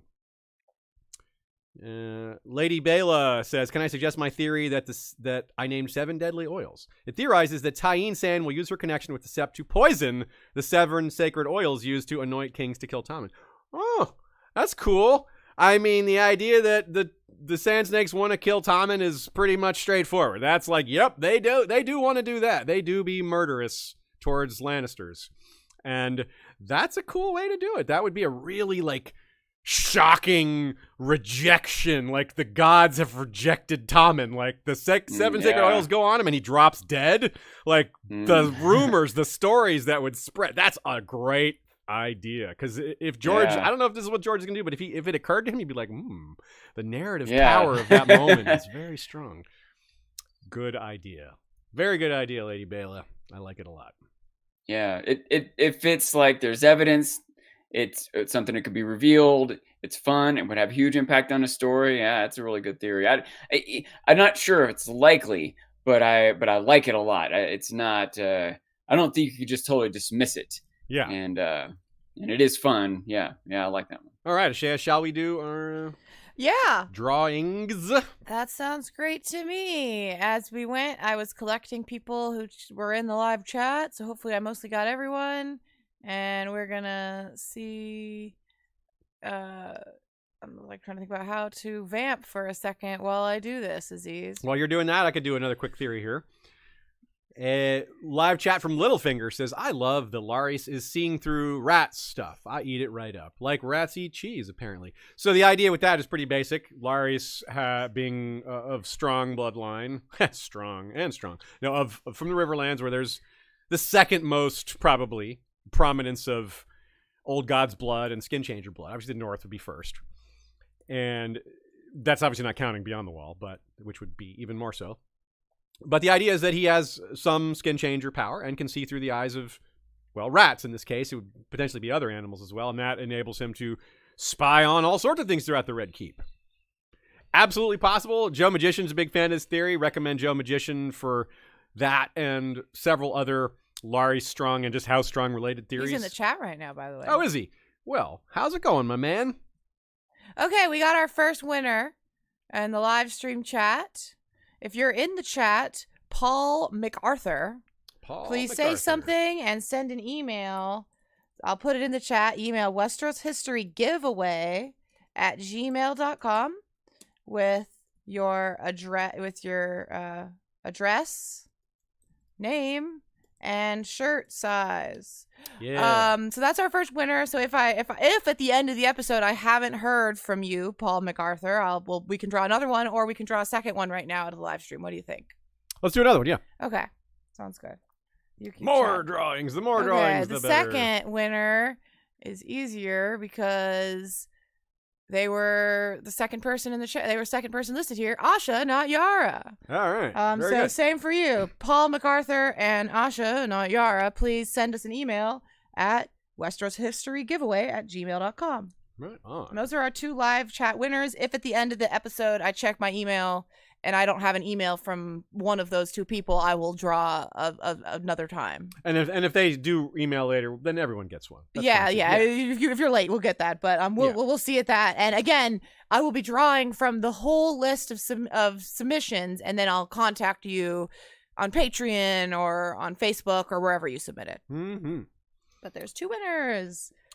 And now a word from our sponsor, Smile Brilliant. I am really, really happy with how my teeth are getting much, much whiter through this process of using Smile Brilliant's teeth whitening process. At the beginning of this campaign, I was telling you all about what not to do and told you I would be starting my own journey. Now I have. We're well into it. I'll probably be done within about 10 days, I think. And if you're not watching, you can't tell. If you are watching, you might not be able to tell anyway. It's not the easiest thing to tell. Look, whiter. Yeah, look at that. Yeah, I can tell. It's one of those things where you're like, it's so gradual. You're like, is it whiter? I can't really tell. But then eventually, like, yeah, okay, that's whiter. That's definitely better. Over time, it's like, yeah, that's absolutely making a difference. At first, you're kind of like, I'm not sure. Yeah, it's like that. The incremental change, sometimes it's hard to notice until it reaches a certain point where you're like, yeah, that's huge. So it's definitely working for me. It's really easy for me to be enthusiastic about a product that's working directly on me. So there you go. It's very simple and straightforward, but it's not just about whitening. It's about full dental health, taking care of your mouth, your teeth, your gums, looking good, and being healthy. Those two things go together. They're not identical, but they are very much related. If you haven't already, go to smilebrilliant.com, use the code Westeros to get 20% off on top of whatever else they've got going on. There may be another site-wide sale happening at the time. You can get a variety of products, electric toothbrushes, regular toothbrushes, teeth whitening, gum, things to work on your gums, rather. If you're grinding your teeth, they've got solutions for that. I've discussed that before. Just everything you could possibly imagine. A lot of ways to take care of your teeth that you probably didn't even consider. You might be like, hey, I could use that. That seems really good for me. So check it out. At least take a look. You might be surprised at what's available these days in the full dental line. Once again, that's smilebrilliant.com. 20% off using the code Westeros. Yes. Reggie Dupre in our Facebook group corrected my mistake last week. I misquoted a line from a band. I said, channel that hate to productive. And I said that was a Rage Against the Machine line. No, it's a Pantera line. Somehow Pantera is a little more appropriate for Song of Ice and Fire because there's an actual goddess. There's the Lycene cat goddess is Pantera. It's also just Spanish for panther, but hey, whatever. Are there any machines in Song of Ice and Fire? That is something I wondered based on this this quote. I was like, Rage Against the Machine. Does the word machine appear in the books? Is my quick trivia question. Think of the answer, whether it's yes or no, and I will reveal it in 5, 4. What? You want to say something? I just want to make a guess before you reveal Well, it. I'm guessing. Okay, yeah, you can guess at the end of 5. I'm guessing 5, 4, Okay. 3, 2, 1. Your guess is? They describe the wildfire dragons they brought to Dorne for the invasion. As machines? Yeah, I believe you're right, and I believe you're right. They certainly also have at least 2 or 3 examples of a catapult trebuchet being called a machine, a siege machine. I might be wrong about that. I didn't actually check. That was just my I didn't thought. either, but it does appear in the books. I mean, I did check. Okay, I just don't know if okay. that example does. There's I think 4 examples of the word machine. Okay. So I did check. Anyway, all right. Next up, we have. I had to find my place. Warren Dudson, Arya to return to the Riverlands, meets up with Lady Stoneheart, and learns how all-consuming pursuing vengeance can be in a bid to free her mother. She kills Stoneheart with Needle. Well, I'm not sure about Arya killing her own mother, but I do think there's some thematic resonance here. I do think that the core idea of all-consuming vengeance being what her mother is kind of representing as Stoneheart, and that being too much. Because I think it's easy to see even already that Stoneheart is going too far. Even like Thoros is like, this is too much. And Brienne is like, what is this? And then she hangs a child. I mean, yeah, that's not great. So there is a lot of vengeance there. I'm not sure Arya is fully consumed by vengeance. I'm not sure about that. And she's certainly learning to be less so. I think Arya is more learning to turn less about vengeance and more about justice. And I think she already has a sense of that, though. I think that's something we've pointed out several times, is that Arya, almost more so than any character, has a really distinct idea of what's good and not good. And she's very rooted to those ideas. And it's one of the first things we see is her at odds with how other people's morals just quickly bend based on the scenario, and how morals are not as absolute as she thought, like the case with Micah and her lady and Joffrey and Robert's sloppy justice in quotes there, which really go ahead. Her witness to the trial by combat of Beric and Sandor too. Like, she thinks Sandor is evil and murderous and deserves to be punished, but the gods disagree. And she knows he did. Knights, all these ostensibly respectable men, he's free. He can go. Yeah. But the question isn't, did he kill Micah? Did he murder Micah? Is he responsible for Micah's death? And I think he is at least partly responsible, but that you can't. If he's solely responsible, that means Joffrey's not responsible at all, and I don't think that's fair, right? Yeah, that's not accurate Very or just or whatever. So, or even Cersei or whoever else. Yeah. Like, I agree that you can't put it all on Sandor for sure. I'm not sure that you can take it off of his shoulders, but you can't take it all off of him either.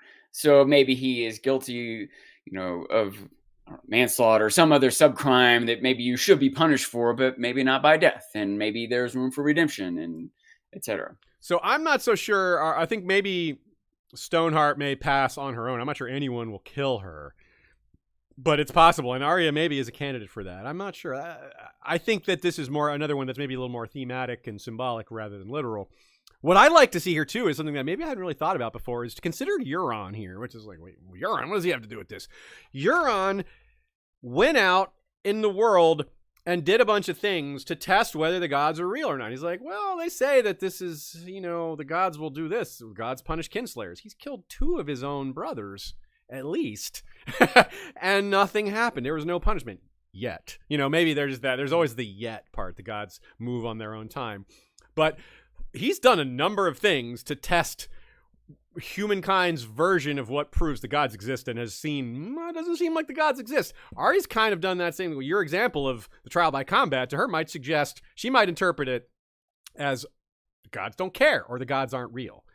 Whereas you might have interpreted, Sean, one idea you just floated was, well, maybe it's just that it wasn't, justice wouldn't be Sandor's execution. The gods did care, but they say, oh, Joffrey and Cersei, and those are the ones who are truly responsible. Sandor maybe just deserves a lighter punishment, not death. And he's been through plenty. Getting. He has, he has suffered. He suffered quite a lot. He in a number of and continues ways. to. And continues to. And yeah, now he's atoning and working, at the Quiet Isle, presumably, and just slogging away and living with his thoughts and grief and trauma and all that. So, yeah, he's not off having a happy life. But back to Arya, yeah, I'm not sure. I think her arc is going to take her back to the Riverlands. I think she has to be reunited with Nymeria. So I do see maybe something along these lines. Like, I could see them coming into contact. I mean, Stoneheart's searching for Arya. Like, that's a specific goal of hers, is scouring the Riverlands for signs of her daughter. Because that's one of the few she knows is alive that she can actually get to. She knows Sansa's alive, but she can't get to Sansa. She's in the Vale and hidden up in the mountains. Like, how is Stoneheart going to do that? And she doesn't know that Bran and Rickon are alive, presumably. And she doesn't know where Arya is, but if she did, getting to Arya is probably tougher than getting to Sansa. That's true. If she knew where Arya was in Bravos, she might be like, all right, let's focus on Sansa. Yeah. Last she heard, Arya was in the Riverlands. That's old info, though. Yeah. So I could sort of see this. Nina thinks it overplays the all-consuming vengeance aspect a bit, and I sort of see where Nina's coming from, but I wouldn't go quite that far. I think there's some possibility here, but. Yeah, that is tough. Like, imagining her killing her own mother, but is it really killing her? Is that really her mother? That's another. Is it really her mother? Yeah, or is it just her mother's body with a few of her mother's emotions that were trapped in there, but most of it's gone? Like, is that, like, it's the Miri Mazdur question? Is that what is life when everything you love is gone? What is this really your mother when everything about her is gone, other than just a few, barely even looks like her? So. Good question. Hard to answer, though. That's one of the tough. That's probably might have been the toughest one to answer so far. I'm not sure. Good one. I think I'm inclined as a whole to not, I don't know, buy into that theory because it requires too many different things, right? Like, Arya getting to the Riverlands, maybe. But then once she gets there, also killing Lady Stoneheart. Also, Lady Stoneheart will still be alive when she gets there. A lot of things are required for that to come to fruition. So I'm inclined to not think everything's going to line up just for that. Ashton Johnson brings up the concept of Daenerys' pyre having an echo through time. I love that idea, and we have talked about doing an episode on it. We haven't yet. I think if Joe Magician's out there in the chat still, we talked about doing it with him. He would be a great candidate to have for that discussion. Basically, the different versions of Dany's pyre being dreamt of by prior Targaryens. That's what they were dreaming of, whether it was Aerion dreaming of wildfire, whether it was Egg dreaming of... They all had some version of this dream of what Dany ended up doing. They thought it was them. They didn't realize it was some future Targaryen. Aegon the Conqueror maybe even had a dream like this. He doesn't specifically talk... It's not specifically mentioned when we hear about his other dreams, stopping the others in the long term. He doesn't even call them the others. It's just some vague, wintry darkness.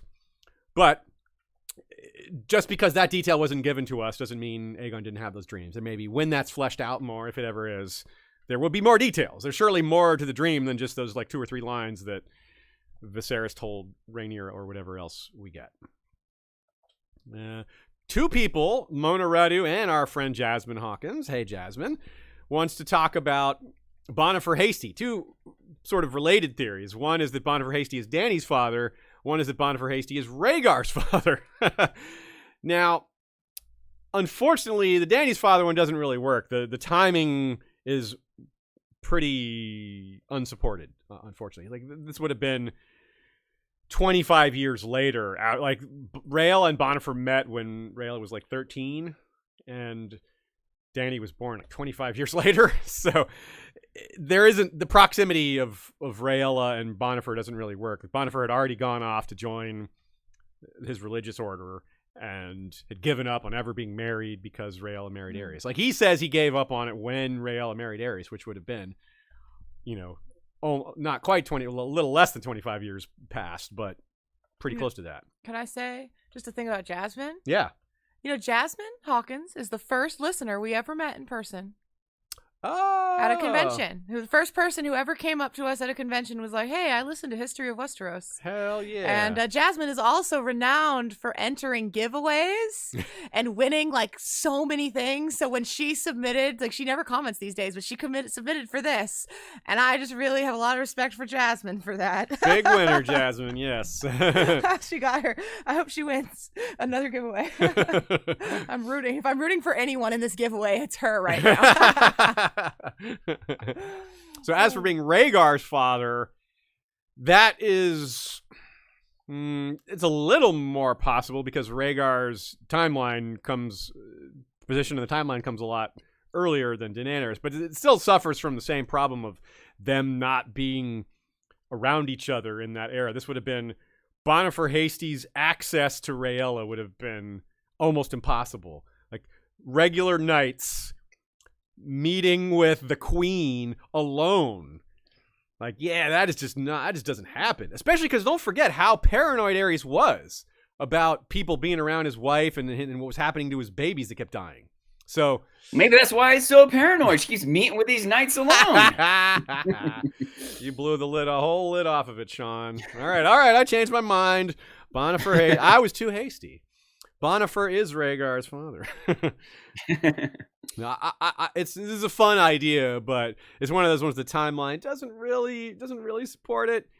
But the other, so people like to have fun with these things with the manipulation of time and the possibilities of Rhaegar and different parentage. It's like, hey, well, if we can have fun with parentage on Jon, why not throw that to other characters? On Dany, just keep expanding it. Who else has questionable parentage? This one also would be really hard to reveal. Like, who could know this? Who could prove this? Who could bring this to light? Right? That's a difficulty of this theory. Well, one thing to keep in mind here that is worth mentioning is, remember, Aerys and Rhaella were married by Jaehaerys II, their father, because of the Woods Witch, which was probably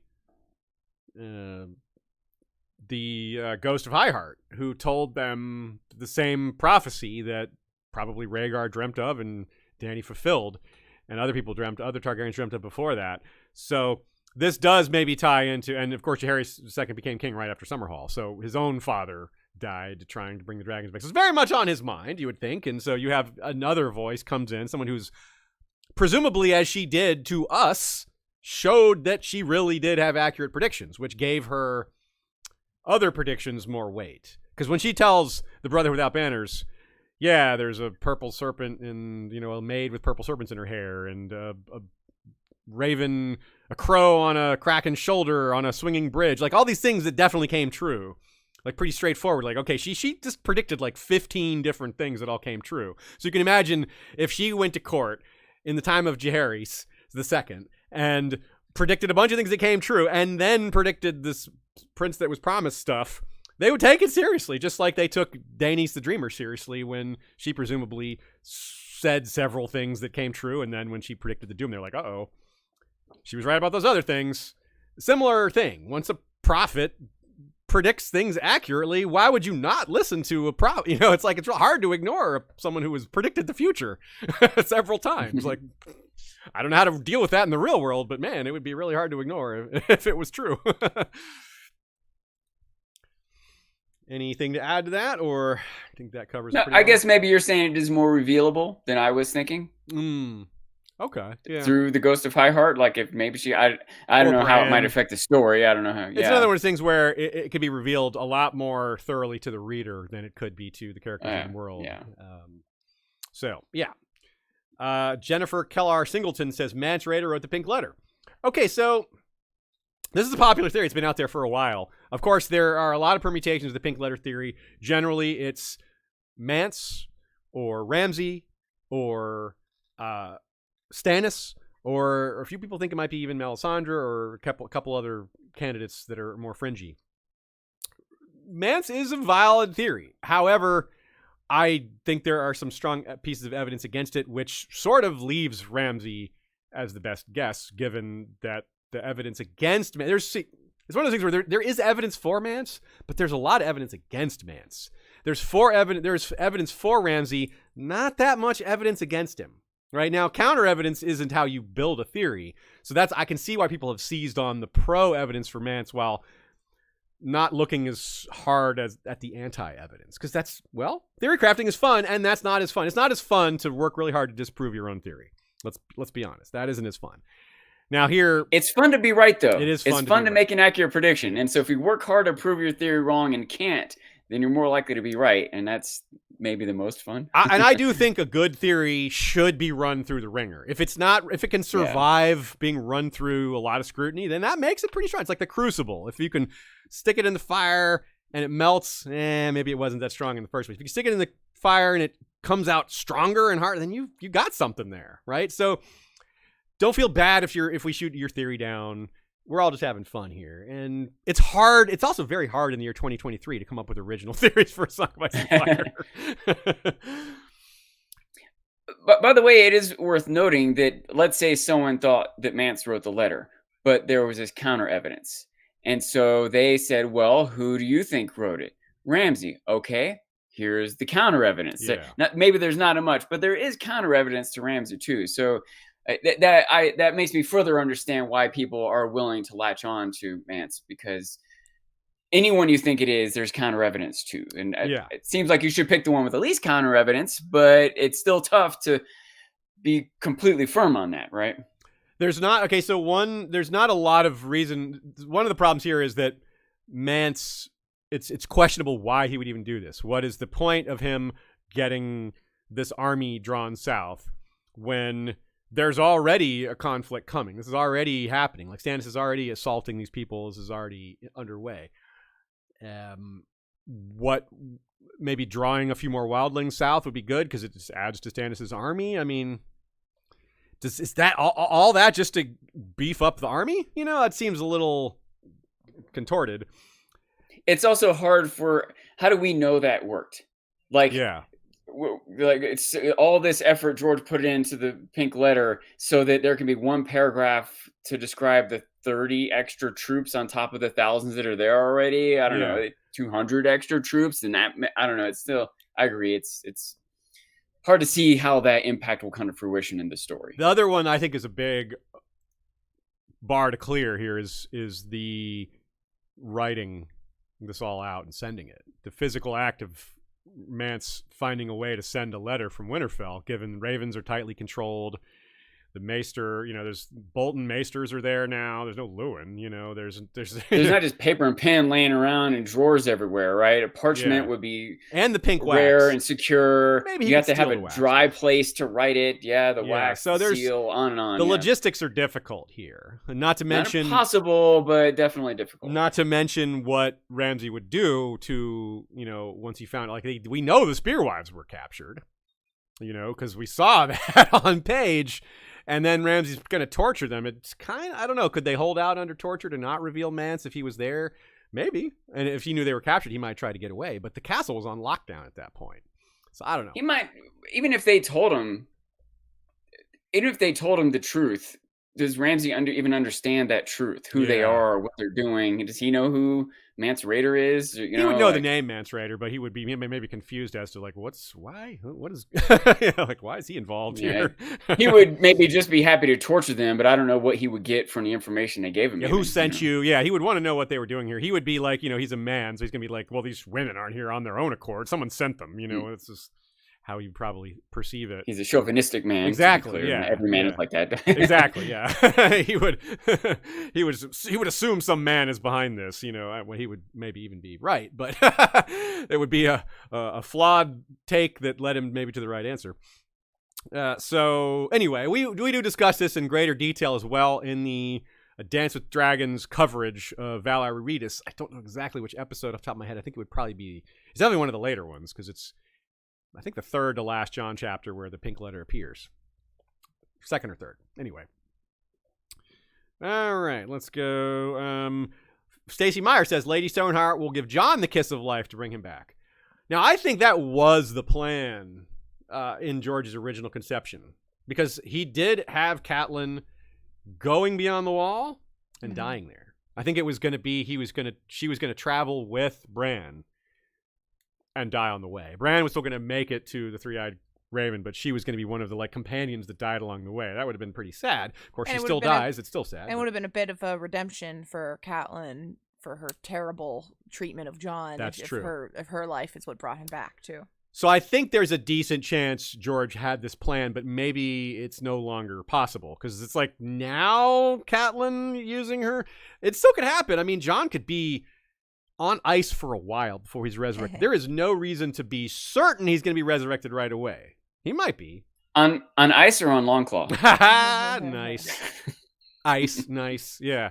So it could happen because the timing isn't necessarily an argument against it, but that is a bit of a problem. Like right now she's pretty busy in the Riverlands with lots of stuff still going on, and he's just been stabbed. So like he would be on ice for a while if she is the one to bring him back. So that's a problem because yes, his body wouldn't decompose, but is he really going to be out of the story that long? You know, is he really going to, maybe it won't be as long as I think, but it seems like it'll be a while. It seems like there's plenty that still has to go on in the Riverlands, and stuff is happening. Like immediately there's going to be fallout for the stabbing. Like the free folk who are Jon's loyalists, and 1-1 is in the middle of, is currently going berserk. I mean, it's like this in the moment, lots of things were happening, and they were trying to leave to go to Winterfell right before Jon got stabbed. Like all these free folk were all fired up, ready to go fight Boltons, and now what? So that situation is a big powder keg that the fuse has already been lit on, and we're just waiting to see. And in fact, it already exploded. We're just waiting to see where all the bits and pieces land and what else catches fire and what other supplementary explosions happen after that. You know, it just occurred to me that Jon degrading, what's the word, decomposing or whatever, isn't necessarily a reason that he can't be brought back. Yeah, and Catelyn's a great example of that. Yeah. Exactly. And Catelyn not only is brought back, but is the leader of a group of warriors, like Jon could be too. And it might be a little bit of subversion of him, of tropes too, to have this young, healthy, handsome leader. Yeah. Instead, he's this decomposed, gross leader, but he's still, you know, carries some supernatural power, the respect of the people around him, the potential heir of Winterfell, and you know, maybe if he is even a little more mentally there than Catelyn is, he might even have more respect or ability or potential. But would people accept this undead? I don't know. I could see a lot of interesting things coming from that. I don't know if George would do that, but I would be impressed and intrigued. Somewhat related, our good friend McCall Schick, who I podcast with over on the Podcast of Surprise, our Witcher podcast, says Brienne steps into the path of Jaime's sword during their Stoneheart duel, so he will be free. She also says, I hate this, but I kind of see it. Well, whether it's that specific thing of Brienne stepping into the path of a sword, I do think Brienne will stand for Jaime in some sort of trial by combat situation. Jaime won't fight for himself because he's not that capable of it. Despite the training he's done, we know that it hasn't produced great results. He's still not very good with the sword. Whereas Brienne is quite excellent with the sword. Even with her recent woundings, she's probably still great and certainly better than Jaime. So no question there. So I think that she will save him, but maybe not her. I don't know that she will die in the process. That is a thing that I have a fork in the road. I think there's too much more for Brienne to do, and I think she's in the story. And I think that it would also be kind of fitting for a trial by combat for them to escape on those grounds, when it's also how Sandor got away, and maybe this will be a vehicle for the Brotherhood fracturing even further if Stoneheart just doesn't want to accept the result or something like that. It's like, nope, kill them anyway, or kill her anyway, kill him anyway, you know? That might be what has him finally abandon her or turn on her. Yeah. Can I say real quick, though, the idea that Brienne still has more to do in the story, I think if before Oberyn fought the Mountain, you might have said, if you're speculating what's going to happen, well, Oberyn's got too much more to do in a story. Like, oh, maybe not. Like, it makes the death more meaningful or impactful. His death did so much. I don't know that Brienne's would. I mean, it would hit readers maybe even harder. The audience, right. Sure, yeah, and that's something. But, like, in terms of, like, the plot, just having her be gone, I don't know. A few people would even notice. I mean, that's sad to say. It's an interesting thing about her character. Someone who's such a great person and warrior, that would hardly be noticed Yeah. being killed. I want to see her go north. I want to see her. Yeah, I want to see more from her. But that doesn't mean it will happen. But I definitely am not going to look to the TV show for evidence on this particular guess because it's just so different. I mean, anything involving Stoneheart automatically is different. But even though Jaime and Brienne have their respective fates on TV, I don't think either of those are necessarily what we'll expect for the book. So I can discard almost entirely, especially Jaime's more so than Brienne's even. By the way, prompted by Steve Van Preen in the chat, I did a poll on will there be a ghost POV chapter, because that was a big topic right now. Second Life and chapter. so far, with 20 votes in, it's 85% people think there will be a ghost POV. Oh, so nice. pretty heavily people think, like, which again doesn't necessarily, to be clear, a ghost chapter doesn't mean that Ghost is sacrificed or anything bad happens to Ghost. It means Jon goes and lives inside a ghost before they bring it back. Yeah, So vague setup, or maybe not vague, but set up by the Varamir chapter of seeing him elsewhere and various other... And by the idea of Robb and Grey Wind, I suppose, a little bit as well. Or the other short moments of direwolf dreams that we've had in a few other chapters. Arya and... Jon had one, and Bran's had a few. All right. River Shannon Loya, how's it going, River? Says, oh, buddy. Number one, okay, the everyone important dies twice theory. I'm not sure if this is a theory or just something people have noticed. Does it have a... It doesn't have a answer. There's no answer. She just says, why is this important? I don't know, but it seems to be a thing.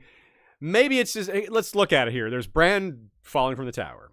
Drogo dying from infection and coming back. Dany dying by self-immolation, coming back. Jon of course being stabbed, coming back. Arya drinking poison, coming back. Cat being killed at the Red Wedding and coming back. Davos being drowned and coming back. Tyrion has died several times. But falling, I think actually, like, she cites being in a wine barrel. I think falling into the into the Royne is was a lot closer to death. But whatever, either way. Or being sentenced to death. Yes, that's a good one too. That's why I said arguably he's died several times. But when I was reading this, I thought if you phrase it slightly different, rather than dies twice, if someone, maybe this is even more too broad, but goes into the darkness or is reborn, because you might even get more than twice out of some of these. Jon had to kill the boy per Aemon's instructions.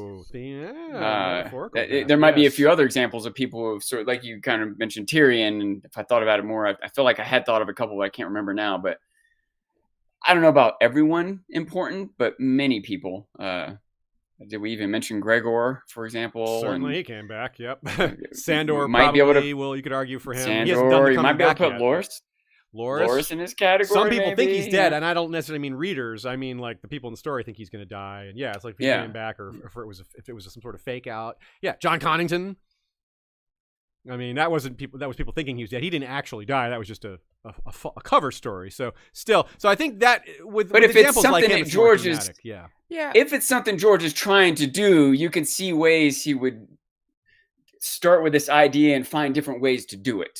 So people think someone's dead, but really they're not. Someone goes into a coma, but comes out of the coma. Someone changes who they are as a person, and maybe Arya, like, again, if you're vague enough, like going into the darkness and coming back, Arya going blind and then getting her vision back and abandoning herself for the House of Black and White, but then reclaiming her identity, etc. Like, I don't know, but maybe if this is a theory, then it means who else is going to have to do this? Who hasn't died yet that we can expect to die? You might even argue Jaime has died when he got his hand chopped off. Which I think is where this is headed. I think it is a little more metaphorical than literal, I think, with a lot of these. I think George is using the elements that a fantasy world provides him to get more straightforward with the metaphor of rebirth and having, like, being different upon your rebirth. Like, you can actually die in a fantasy story and come back and be different. Whereas in the real world, you would be like, if it was rooted in real life, you would do things like baptisms or shaving your hair and just renewal, things that imply you're starting a new life. Do you have something burning to your hair off? You said it, really. Oh, I said I'm it, just okay. kind of down on the idea in general. I'm like, it's less a theory to me and more a rumination on the themes in the series of rebirth and all that, and not so much theoretical. That's a great way to put it. Ruminations on Yeah. yeah, because it is, which is probably why River doesn't have an answer to what this means, because it is probably more symbolic and thematic and human rather than something that's leading to something. There isn't necessarily some overarching conclusion to glean from this. Maybe it's just a way to look at George's style. It's like, hey, this is a great observation on how George writes his characters. Maybe to make this a theory, you would have to say something like, Brienne is going to die, but come back. Yeah, And then talk about how that might happen, and this is some of the evidence for it that it's happening to these other people. That would be how this would be a theory. And sure, you could maybe make that argument for any number of people. But I don't think I would build on this as my proof for that.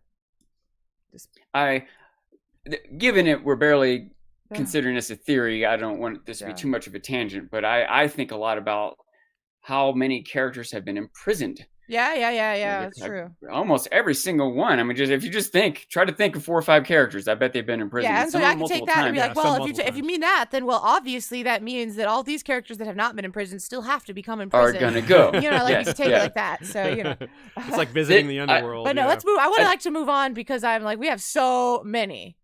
And can I say one other quick thing about this, because it was another thought I had about, like, I don't know, interpreting George's writings or the meanings behind his theories or whatever. I'm confident that he is highly influenced by D&D.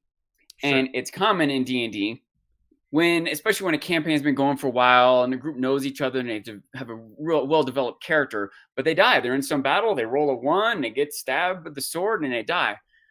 Well, roll a 20-sided die, and if you roll a 20, you can get resurrected. You're only in a coma. There's ways to come back when you die in D&D, and I think that George is doing some of that, even if it's subconscious influence of D&D or active decisions based on how he would have run a D&D campaign. If you can imagine, that might be how he writes. Like, he's the DM and the players, you know what I mean? And he's just playing this all out in his own mind by himself, that if someone got into a situation where he wanted this character to move on through some arc, but they couldn't survive this sword fight. Okay, they die, but they're going to come back. Well, you know what? Like, little known fact, if the dice had come up differently, Danny would have just walked into that pyre and not come back out, and it would have been a really different story.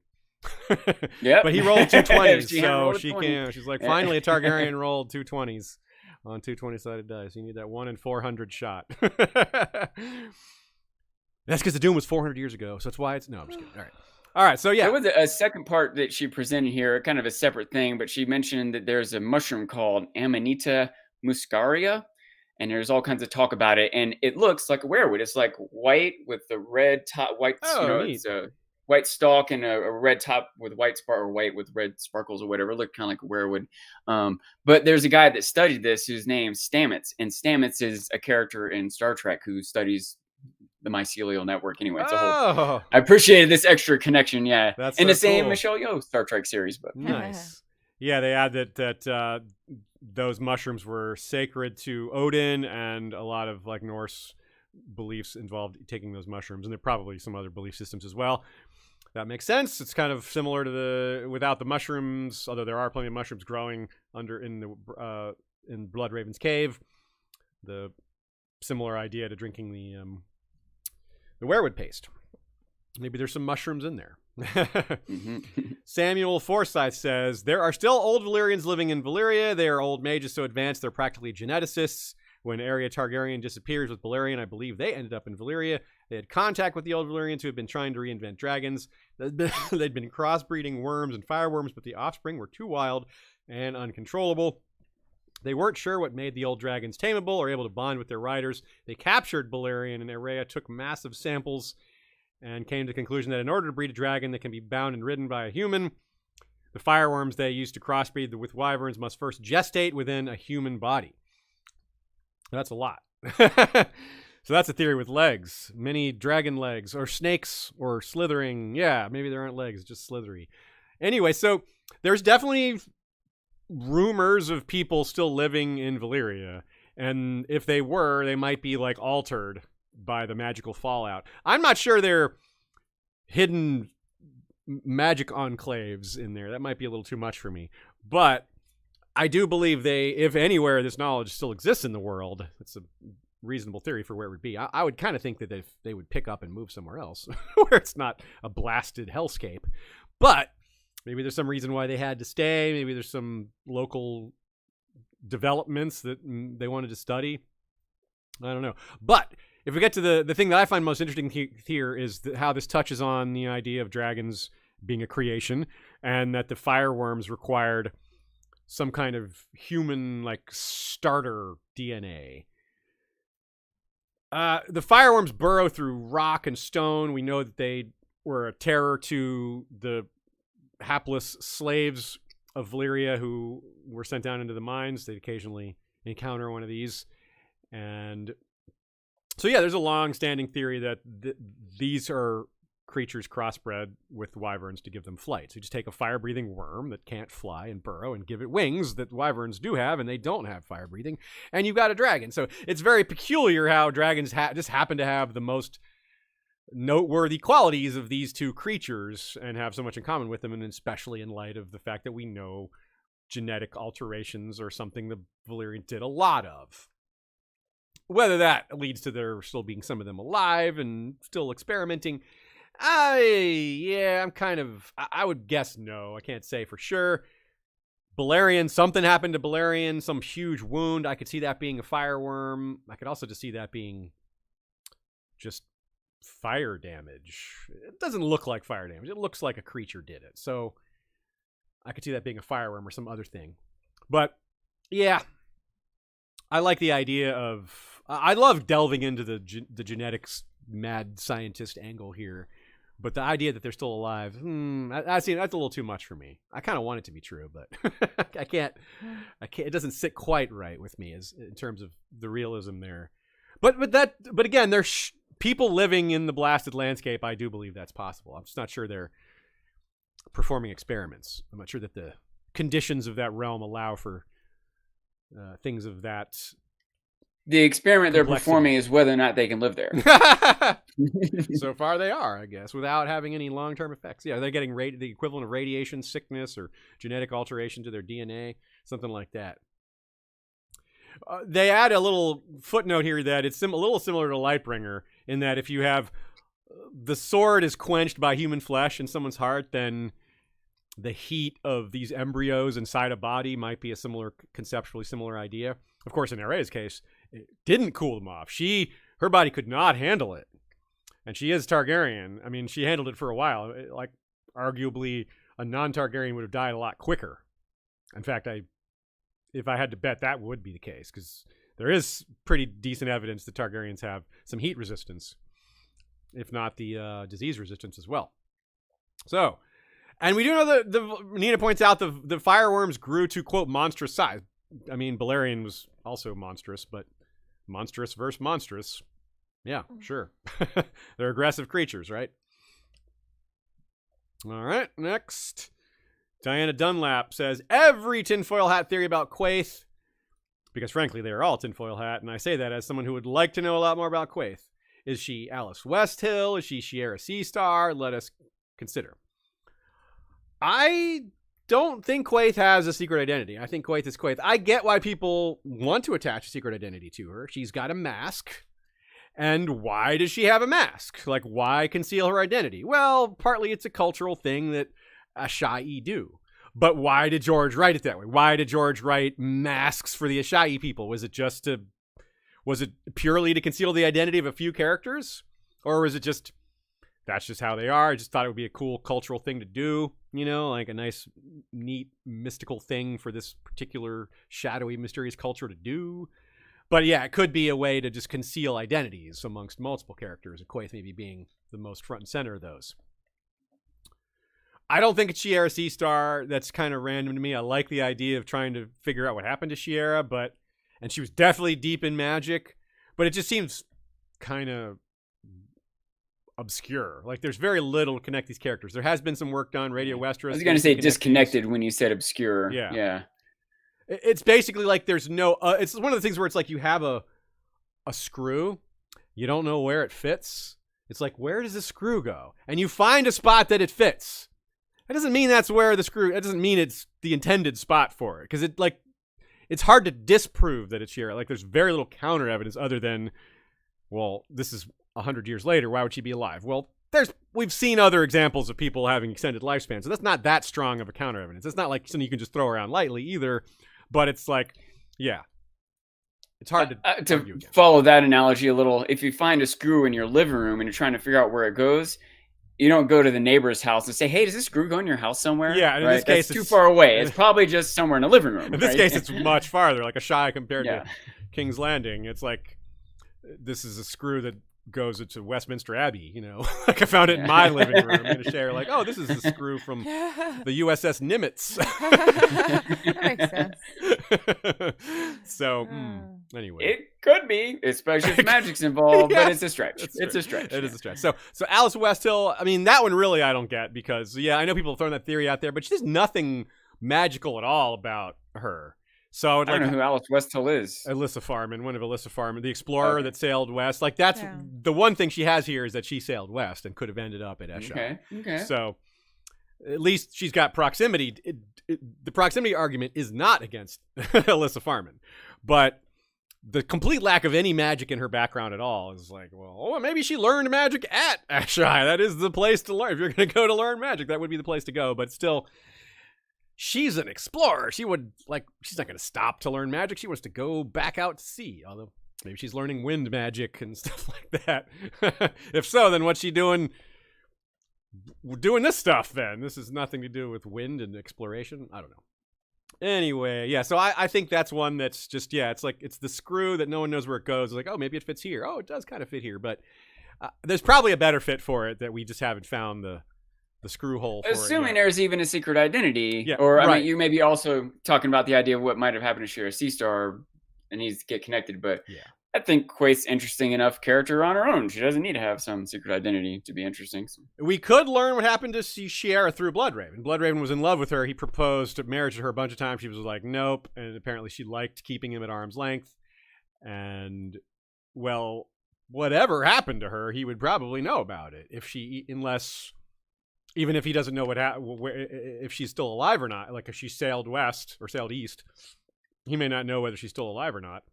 But he would be aware of her departure, you know, and given his magic and his association with her, he might have used his werewood net powers to perceive her and see what happened to her and all that, which is why we might get an answer, but not much reason for him to bring her up. But George is creative. He could come up with a reason to throw her a few lines.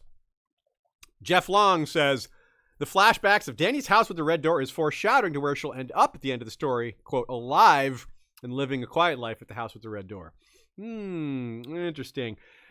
I'll take Nina's answer here. I think it's really good and really succinct. She says, I think the house with the red door is symbolic, not foreshadowing. It functions for Daenerys much as the sled rosebud for the titular character of Citizen Kane, a representation of a lost childhood, a time of simple peace and happiness very far away from the grand destiny she is now in the process of fulfilling. There is no quiet life ahead for her as Mother of Dragons or Breaker of Chains or as ultimate rest for the princess that was promised or Azor Ahai, which she may be all those things. The apocalyptic savior of humanity does not have peace in their future. It seems like she's... I have a hard time with this because I do think she's going to die. I don't think she'll die the way she did in that other version, but she might. But I think it'll be a lot more heroic. But even if it isn't, I do think she'll die, and so which doesn't really leave room for this. Although, if you want to be like, give her an ambiguous death, and something like maybe there's evidence that she may have gotten away, survived somehow, like Daemon, not like the thing with him or something. Or John, goes off into the sunset. Maybe Dany has an ambiguous ending where you can headcanon her still being alive. But maybe not. I kind of think it'll be more overt. But maybe not. Maybe George will want to leave a little room for guessing. Yeah, to be fair, even if she does find peace and go to a home with a red door and just live her life out without adventure or power, she's still going to die. Eventually she is still going to die. And that makes me wonder too a lot about, when you're theorizing on the endings of characters. I don't know. It's hard for me to comprehend how George is going to have all the characters come to a final point at the same time. There's so many different characters on such lifelong quests that he's as interested in how Dany rules after she becomes, if she were to become queen, how she rules after is as much part of her story as does she die or not, Yeah. So I don't know. I would like to see a simple ending like that for her or some people. I don't know if it's likely. Varys is a secret Blackfire, along with young Griff, who is Illyrio's son with Sarah. I do accept the second more readily than the first. Varys's parentage is interesting to me. I wonder about it because people have long wondered if he shaved his head because his hair was silver. That would certainly be a way to conceal it. On the other hand, it just makes so much sense that he shaves his head because he wears wigs. And you want a shaved head to wear. It makes it so much easier to wear wigs if you're going to go in disguise. That fits more logically, but it could be both, right? He doesn't have purple eyes. There's no real theory there. The idea of him concealing that for so long would be a little much, or a lot much, really. Now, Nina says, yeah, it's entirely possible that he's a Blackfire, but it's not that interesting. Like, it would be more interesting if he's kind of a nobody that used people in power and struck back at the people that abused him or at the system that abused him. Someone who understands what makes monarchies collapse or systems of power collapse and uses that to collapse one and install his own candidate. Yes, that could be a Blackfire candidate. Yes, he could be a Blackfire. Yes, that could be his motivation. But it seems like his motivation is what he tells Kevin at the end. He wants a good king. He wants someone that's actually worthy, someone that understands the plight of common people like he himself experienced as a child. A king would never have rescued young Varys from having his member chopped off unless this was a forward-thinking king that had laws and stuff that maybe put protections in place for young children in the first place. Yeah, like my take on it is, even if the Varys contingent has Blackfire ties or whatever, or actually has Targaryen ties, whatever, that isn't why Varys is doing what he's doing. He isn't doing it because he's trying to put the Blackfires in power.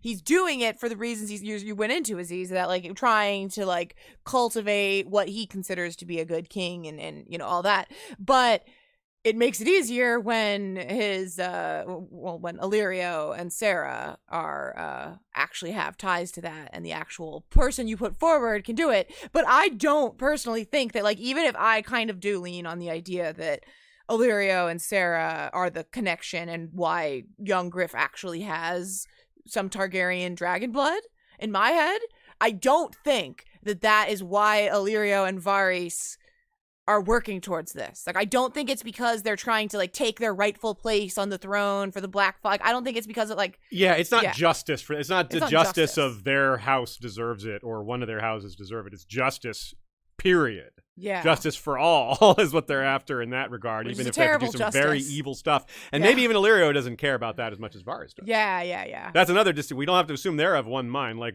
Illyrio might be like, yeah, restore the Blackfires, when Varys is like, I don't give a crap about that. A Blackfire candidate can certainly fulfill my goals, though, which is, again, a king that cares, or a king that's capable. Believable king that cares. Like you want one that people will follow, that like looks like a target. He has to look the part. He has to look the part. Yeah. Something else they might want, which would be a big crossover in a Venn diagram of justice, is stability.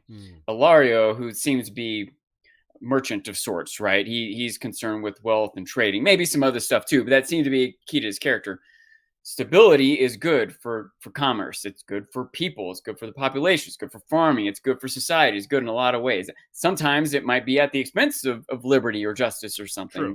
True. But that could be a strong motivation for Illyrio if whatever Varys' motivation is. Let's say it's some sort of justice. He just wants to have a good king.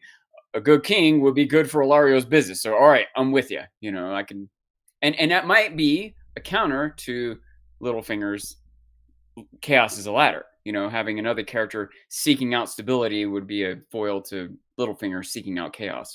Yeah, actually, I do think that is kind of the case between Varys and Littlefinger. That is the they are kind dichotomy. of dichotomy. They are foils to one another in that. And even though, again, like we're saying, even if Varys is saying like is working towards stability, or that's what he like seems to want, that isn't what is helping him to get what he needs. He still agrees the chaos is the chaos is what's helping him get to the stability that he wants, right? Yeah. I think. But his end goal might be stability. Littlefinger's end goal is power, personal power. Yeah, personal. Yeah, exactly. Littlefinger's a lot more like personally vindictive, a lot more personally selfish. Varys's personal goals seem a lot more selfless, so they were not in his head, that were not in Littlefinger's head either. But Littlefinger's and they also might change over time as he gets more power. And which isn't to say that selfless means good or means like noble or heroic or evil stuff. Yeah. Like the you children, can, yeah, exactly. Someone in a Ku Klux Klan might selflessly wanted to put all white people in power, exactly. but it's still an awful thing to want. You're exactly right. That's a great comparison. How you can totally be selfless and still awful. You can die for the cause. The cause can be really awful. The cause can be evil. Yeah. So great discussion. Excellent question. Because it got us talking here. Nina had a great take. All three, you two both had great takes. I hope my take was good too. So Nina points out another thing is like one of the other things is a little less like there's already so many characters who are my family is the best, my family deserves it kind of thing. That's almost every house has that attitude. So it's kind of interesting that Varys isn't like that. If he has a different, that would make him to have him just be another my family deserves it. Takes away from some of what makes him unique, which doesn't mean it's not true, but we hope that maybe we can hope that George is doing something a little different with this character for variety. Let's see here. Adriana Duffy Horling. I have this theory might be too big a word for it, that I have not subjected to rigorous scrutiny, that Brandon Stark's errand from Riverrun had to do with wedding arrangements for Lyanna. The Starks decided that, given the events of Harrenhal, she would be married off to Robert pronto. Maybe she even found out when a draft was being made for her, a la Sansa. That's kind of cool. And so her departure with Rhaegar had to do with running away from an imminent marriage to Robert, even if from Rhaegar's side of it, he was rescuing her from Aerys, a theory that I like a lot. Nina says, I'm not sure what this theory is suggesting about an errand on Brandon's part. Per Catelyn's World of Ice and Fire app article, Brandon left Riverrun following the duel with Baelish in order to meet Lord Rickard's wedding party coming down from the north for Brandon's wedding to Catelyn, and was returning to Riverrun when he heard the news about Lyanna. That said, I could certainly believe that the Starks wanted to accelerate Lyanna's marriage in the aftermath of the Harrenhal tourney, especially since Lyanna had apparently been long betrothed to Robert by that time. So it had already been, it wasn't even a new betrothal like that. It was already a well-established arrangement. Nina continues, I don't even necessarily think this would have been a secret from Lyanna. She may well have known that on the coming of the new year, she would be on her way to Storm's End to marry Robert. So yes, I absolutely believe that Lyanna was running away from Riverrun because she did not want to be married to Robert and saw Rhaegar, and specifically marriage to Rhaegar, as her only alternative. I don't, however, believe Rhaegar thought he would be rescuing Lyanna from Aerys, because I don't think there's enough evidence that Aerys ever identified Lyanna as a Knight of the Laughing Tree. In fact, World of Ice and Fire makes it pretty clear that Aerys distrusted Jaime and Rhaegar in the aftermath of the tourney, rather than placing blame on Lyanna. Yeah, she doesn't seem to be mentioned at all. I don't know if Aerys ever, I don't know if she ever crossed his mind.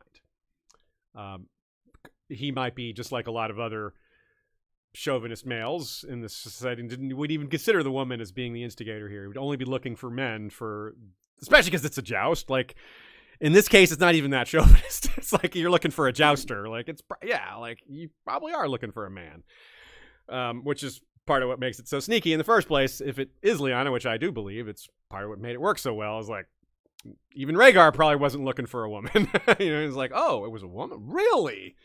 And that explains part of why he fell for her. He's like, wow, you're pretty awesome. You're pretty badass. Damn, you not only pulled that off, but you defeated a bunch of people too. So, yeah. So, and Nina finishes here. I think Rhaegar was doing exactly what he mentioned in the prophetic vision in the House of the Undying he'd be doing. Finding the mother of the third head of the dragon he believed he had to father in order to, save the world. In order to, do all that. Pretty big deal. Patrick DeMatos Ribeiro says, could Terrence Toyne have chosen trial by combat rather than being tortured to death? If so, why didn't he? Yeah, well, I think this is pretty simple. I think the king just was like, no. No trial by combat for you. The king, like, by law, he should get a trial by combat, but the king's final say over kind of trumps law, especially if the king is backed by his swords, which they're usually going to back him unless it's like something particularly evil. And as we saw with Aerys, you can go pretty damn evil before anyone's going to stop you if you're the king. And we didn't get this bit of knowledge specifically, but it could contribute to him being Aegon the Unworthy, right? Good point. He didn't follow the laws of the land. He was supposed to give this guy a trial by combat and didn't. Of course, he's Aegon the Unworthy. Yeah. They cite the example of Dunk and his trial by combat. And remember, they tried to get out of it by like trial by 7, because they were thinking maybe Dunk couldn't even get 7 people. And if he didn't get a 7th, he would have been judged guilty. It would have been, it's like the equivalent of losing on a technicality.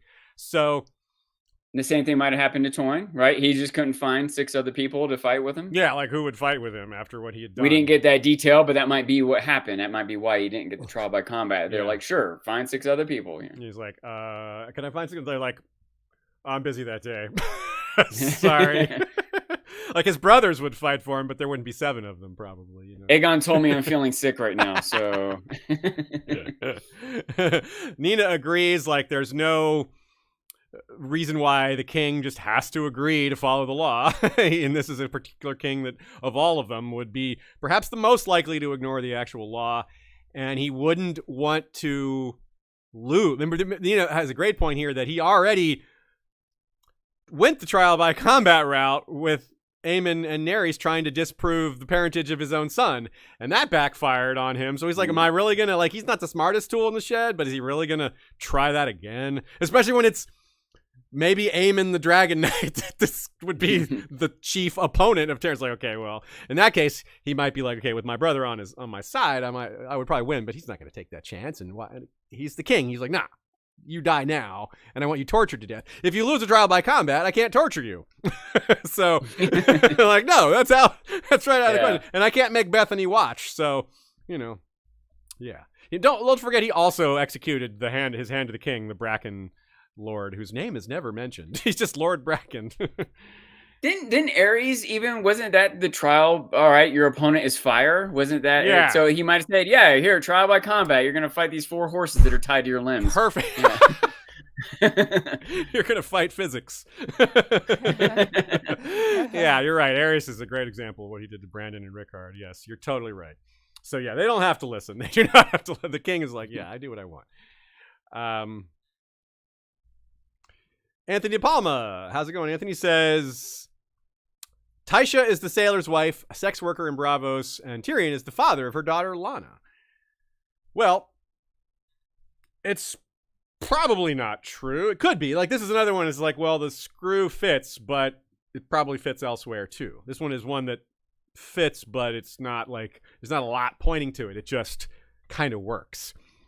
Nina also has a little disgust for the idea because it would make Tywin right kind of by accident, like dismissing Tysha as a whore, like she actually becomes one afterwards, is kind of like yeah, like it's not like she had to, it's not like that's the only available employment for her, What do you mean? She didn't become a whore. She married every one of those men. Right? Yeah, technically, yeah. Yikes, yeah. So also, I understand Nina's point, but I like this theory. I just want to say Also, we have Nina points out that there's the Ina, the one-eyed prophetess at the Happy Port, who does the same thing that Maggie the Frog does by taking a sip of your blood up to your finger. She can tell futures. I don't know if she's accurate or not. Probably is, but maybe not. Maybe she just tells these fortunes, and it's just like, a modern fortune teller where they're just like using con artist tricks to make themselves sound accurate. But she specifically said the sailor's wife's true husband was dead. Which, was that Tyrion? Because that is who she first married. So that would be her true husband. So Tyrion's not dead. Unless it's a metaphorical dead. Like because he Yeah, fell. yeah. Like we discussed earlier. Right, he's already died. Yeah. But that seems a little contorted. And that seems a she little might have too had twisty some and turny. other husband later, some other legitimate marriage later on that fell apart for some reason, and she got sold into slavery, or who knows? Yeah, it's a chink in the armor for sure, but I don't think it completely disproves the theory, which means it's definitely right because I like it. Okay, the next one from Kate Nelson. The others are the old gods. Nina says, probably not. I think the old gods are exactly what Ojojen says they are. The spirits of the Greenseers who have been reabsorbed in the werewoods. Now, it's possible that those spirits, in turn, were responsible for creating the others, or had something to do with it, or that they are related to them, or that they are drawn out from the werewood and somehow a spirit was taken from one place and put into something else. That's a magical thing. That's like literally what's going on with Jon. Like if he second lifes from his body into ghost and then goes back to his own body, then why not something like this where a spirit of someone dead is put into the body of an other, or whatever the others even are. So we can't just dismiss it because the magic isn't supported, because that kind of is supported, at least in a roundabout way. But I think you could arguably say it's less than roundabout. It's even closer than that. But still, I don't agree. I don't think they are the old gods. I think they are an aspect of the old gods. They're like part of the pantheon, maybe. I was going to say there's some of the old gods, but there's other old gods also. Yeah, and maybe they're like the newer old gods because they don't predate the children who have been worshiping the old gods for a lot longer. So they might be like, I don't know, like the equivalent of the angels, if you're kind of trying to frame it in terms of like Christianity, where they are a creation of God and they are otherworldly and they're deadly and you don't want to mess with them. But they aren't actual gods. They're so far beyond humans that someone like Craster might worship them because they seem godlike and they're powerful. But it's semantics, right? Like, what is a god? What defines a deity in the first place? What defines a god? So I wouldn't say Kate is wrong, but I would word it a little differently. But it's close. It's close. Like, you might just remove the, instead of the others are the old gods, the others are old gods. That might be just that slight semantic difference makes it more accurate, potentially. I mean, the way that some of the others are portrayed is basically like undead Greenseers. What's that? Add a C to it, and it changes things even more. The cold gods. The cold gods. Oh, nice. I thought you meant add an ocean. You meant add the letter C. I thought you just meant gods. I thought you meant the old goods. The old goods. Old gods. The old fish. The old fish. Yeah, add a C to it. The old cods. The cold cods. Those are the Ironborn. That's the drowned god. No, the drowned cod. Got me. You're right. You're totally right. Pat Finney says Jaime and Cersei will be buried in one of the Pyromancer's vaults with sand while Jaime is choking the life out of Cersei to stop her from blowing up King's Landing. That's kind of cool because they would choke to death from the sand and be suffocated by the sand. He's like, no, I'm going to suffocate you with my hand first before the sand gets you. I'm not letting the sand get you. I'm taking you out. Yeah, and it would, show us the comparison to the show with them being buried. Sand instead of rocks? Yeah. Yeah, okay. It's better than the pile of rocks of the red keep collapsing on them. I don't like the red keep collapsing on them. I don't have a problem. I mean, I see here even now, Nick Nino was against the Valonqar being a pile of rocks, and I don't know. I don't think it was that exactly to me, and I think this is a way for for both to be true. For Jaime to be part of Cersei's death, but also for Jaime to die in it. I like the exercise. I agree with you. Maybe it's not this exact thing, but I like the exercise of like, yes, okay, they're going to die together, but also he's going to kill her. So yeah, like I like that. I do. That's the crux of like what I agree. Like I agree with the sentiment that like I prefer the idea that Jaime takes out Cersei and dies himself to the idea of Jaime living and having a redemption and a life. Like I don't know. I was happy with that ending. Ultimately. Yeah, like the fact that he's dying, but he's like been stabbed or is bleeding to death, but hasn't died yet. Yeah. It wouldn't take much for him to kill Cersei. She's not a warrior. Like choking her wouldn't be that hard for him, even if he's weak, wounded. Well, and then he dies shortly thereafter of blood loss, or it doesn't have to be stuff falling on them to finish them off, but it could. Like sand makes sense because of that is the mechanism to stop wildfire. That has been established. Yeah. So it makes more sense than the rocks to me. I mean, yeah. Yeah, it is better than the rocks. Yeah. Dylan Gurley said, "Oh, go ahead." I just want to say I think about this one a lot, and I don't even know what it should be or what I want exactly. But a thought I've had that I wouldn't mind is if none of it happens. It's just a completely false prophecy that Cersei's been paranoid about her whole life, and it's just not going to come true at all. You know, that's I would appreciate that. Dylan Gurley says, crazy theory, Stannis takes Winterfell and the resurrected Jon Snow goes and becomes Lord of Winterfell and bends the knee to Stannis, while at the feast Howland Reed comes and tells Jon that he's Rhaegar's son and the rightful heir, and then Stannis bends the knee to Jon. Stannis later dies fighting the others. Well, the problem with that is, how is Stannis going to believe this? How is he going to just believe Howland Reed? Would Melisandre confirm it for him? Yeah, Stannis is really stubborn, and he believes he's already took a while for him to believe what Melisandre was telling him, except for the part about him being king. He believed that straight away. The Azor Ahai part he struggled to accept. So he might be willing to let that part go. He's like, oh, I'm not Azor Ahai. Phew, I really didn't want to be that anyway. But this whole rightful king stuff, I feel like it would be a lot harder for him to let that go without proof, and I just don't know where that proof is going to come from. Like, how is that? Like, maybe Melisandre is straight up telling him, actually, bro, I was wrong. It's him, not you. But even I can imagine him, especially if he's already sacrificed Shireen, rejecting that truth. Even if Melisandre or someone, even if there was clear proof, he just would reject it. Even if it was pure insanity, he'll just be purely insane after he kills his own daughter and won't let anything get in the way of what he thought he was doing that for. Which means I don't think this will come to fruition if he burns Shireen. So yeah, and I think, I think that even if Stannis believed that it was true, I don't think he would just necessarily believe in the legitimacy of Jon's right to rule as king on the Iron Throne over the Seven Kingdoms. I think that he would be like, I don't know. I don't think that he would jump to that because I don't think Stannis is a Targaryen loyalist like that. Yeah. Yes, his claim is built on his right, but like he chose to follow his brother in rebellion, and that was established. Davos threw that in his face. He's like you did with Robert and Stannis paused and was like, and like the what's his name, Florent was like, oh, I can't believe you said that. Should I execute him for you? But Stannis, being the man he is like, no, actually, that's a valid criticism.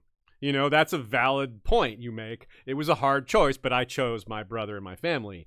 He's not going to unchoose that, I don't think. No. Yeah, because if he was, he would be trying to go help Dany. Yeah. Right? Yeah. If he's not going to help Dany, he's not going to accept Jon either. No. I think. Yeah, that's my take on it. I agree. So I think it's an interesting possibility, and I do wonder how Stannis will react, or if he will. He might just die before some of these things come to a head. That'd be one way to get around having to have his reaction to it. And I'm curious if Melisandre abandons him. If that happens, that would be really interesting, and how he would react to that. Here's a quick one. Dr. Kavita says, I like my fire and blood theory that the testimony of Mushroom was written under a pseudonym or by several people and collected under Aegon III. If multi-authored, one of these people was definitely Larry Strong. Well, I'm not going to respond to this. We're going to have a whole episode on it, so consider this a little bit of setup. Yes, that's our episode next Sunday, the Mushroom-isode. The Mushroom-isode, which we will discuss things like sources both with in-world and out-world and how these things tend to work. She has a lot of experience in this regard and a lot of real-world knowledge, a lot of scholarship to bring to the table. So, as you could imagine, though, based on us having her on, we are a fan of the idea. Yeah, for sure. Okay, one or two more. We're definitely running short of time, which is kind of what we knew. So if your question wasn't read, fear not. We will do another trial by theory. We'll starting with the questions that were not answered. We'll start with those whenever that is. Probably be a few months away, but given this seemed to be a pretty popular idea, I wasn't sure it would be because some of these theories they've been around for a while, but some of y'all just haven't discussed them before. It was fresh takes on theories, new theories as well. So it's going well, so we'll definitely do it again in a few months or so, and start with the ones that we didn't get to today, and then get into new ones. And I will say, we could do it maybe with a little better perspective of how long it'll take too. I think we got through 25 or so. Yeah, I'm marking each one we did, so we'll be able to tell that. But I have two thoughts on this. One, Terra Incognita suggested that our part 2 involve chat polls and tier lists, which would be kind of fun. The tier list idea is a fun idea. I like tier lists. we watch that. There's a couple people I watch that do tier lists. So I kind of like the idea of that in general. So I think we'll look into that. 2, we will still be giving away shirts to those of you who submitted theories. Even if your theory wasn't read, please make sure to keep tabs on your social media to see a reply. And Paul MacArthur, send us your email. Are we doing another drawing now, or? I think at the we maybe should do a third one because Paul hasn't replied with his email, so we have one, and then I'll go from there. If he does respond, we'll still give him one, but we'll give an opportunity. Okay, let me read one more theory here, and then we'll start wrapping it up with the other drawing and any other last-minute questions that snuck in that aren't full theory discussions. Julie A. from our Discord chat said that Robb, before he died, warged into Grey Wind and then Shaggy Dog and is living his second life on Skagos. I absolutely believe the first part of warging into Grey Wind. I mean, it seems like a kind of almost maybe even a standard thing for a skin changer to do, to flee to the only place your awareness can go would be to another body, which obviously the rest of us can't do that. We don't have that option, but he does. He does have that option, even if he's not in full control. It might be partly subconscious. But then going from Grey Wind to Shaggy Dog, and I don't know if that's possible. I don't know if it's possible to jump. It's more likely than jumping into some other random wolf out there. Like, these wolves are at least related, literally related. They're brothers, siblings, whatever. So, yeah. But jumping into an animal you've never been in before, like maybe you could do that if you were a really powerful warg, but I don't know that Robb was that powerful. I do think he was a warg. I think there's a few pieces of evidence that are pretty strong that he was warging Shaggy Dog, using the goat tracks as one example, or in battle maybe. And Robb's growing into a man that was a little more wolfish, and just the way he was, some of that was just the savagery of being on campaign and having so much weight on his shoulders and so much responsibility, but also just being in his wolf sometimes, maybe having wolf dreams and not maybe fully being conscious of what was happening. So yeah, I like the idea of him working into Grey Wind afterwards, but I'm not sure it went farther. But this is a perfect example of one where if you want to believe that, do not let anyone tell you you're wrong, because it has no impact on the story. If you want to believe that Robb is happily living on Skagos, do it. It is not, like, I have no problem with people thinking that. It has no impact on the story. It's fun if you want to believe that happened. Cool. What's the farthest away someone has warged into another animal? Yeah, it does. Real distance proximity matter? Seems to matter. I can't think of an example of someone working into something that wasn't, I don't know. I haven't thought about this much, but out of eye shot. Bloodraven. Earshot, maybe. Well, Bloodraven has definitely been in some birds that he wasn't right next to. So, and it may be one of the things, like, the more advanced you are, the farther away you can go. And he may have led the direwolves to near Winterfell for the Starks to find, because it was very unusual. That's pointed out. It's like, what is a direwolf doing all the way down here? All those, again, were total speculation, but he might have warged into a bird that was nearby him and then flew the bird far away. He might have warged into a direwolf that was nearby him and then had the wolf go far away. That might be true for the direwolf in this case especially, but less true probably for Mormont's Raven, which it seems that he's in. Like, says he just stayed in it the whole time, or once he was in it via proximity, sent it off, then he can easily access it again from a distance.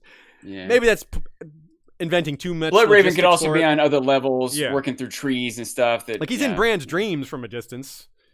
So, like, maybe he can get... That doesn't seem any more difficult than getting... Like, if you can go into a boy's mind from a distance, why not an animal? You know, given... Well, you know...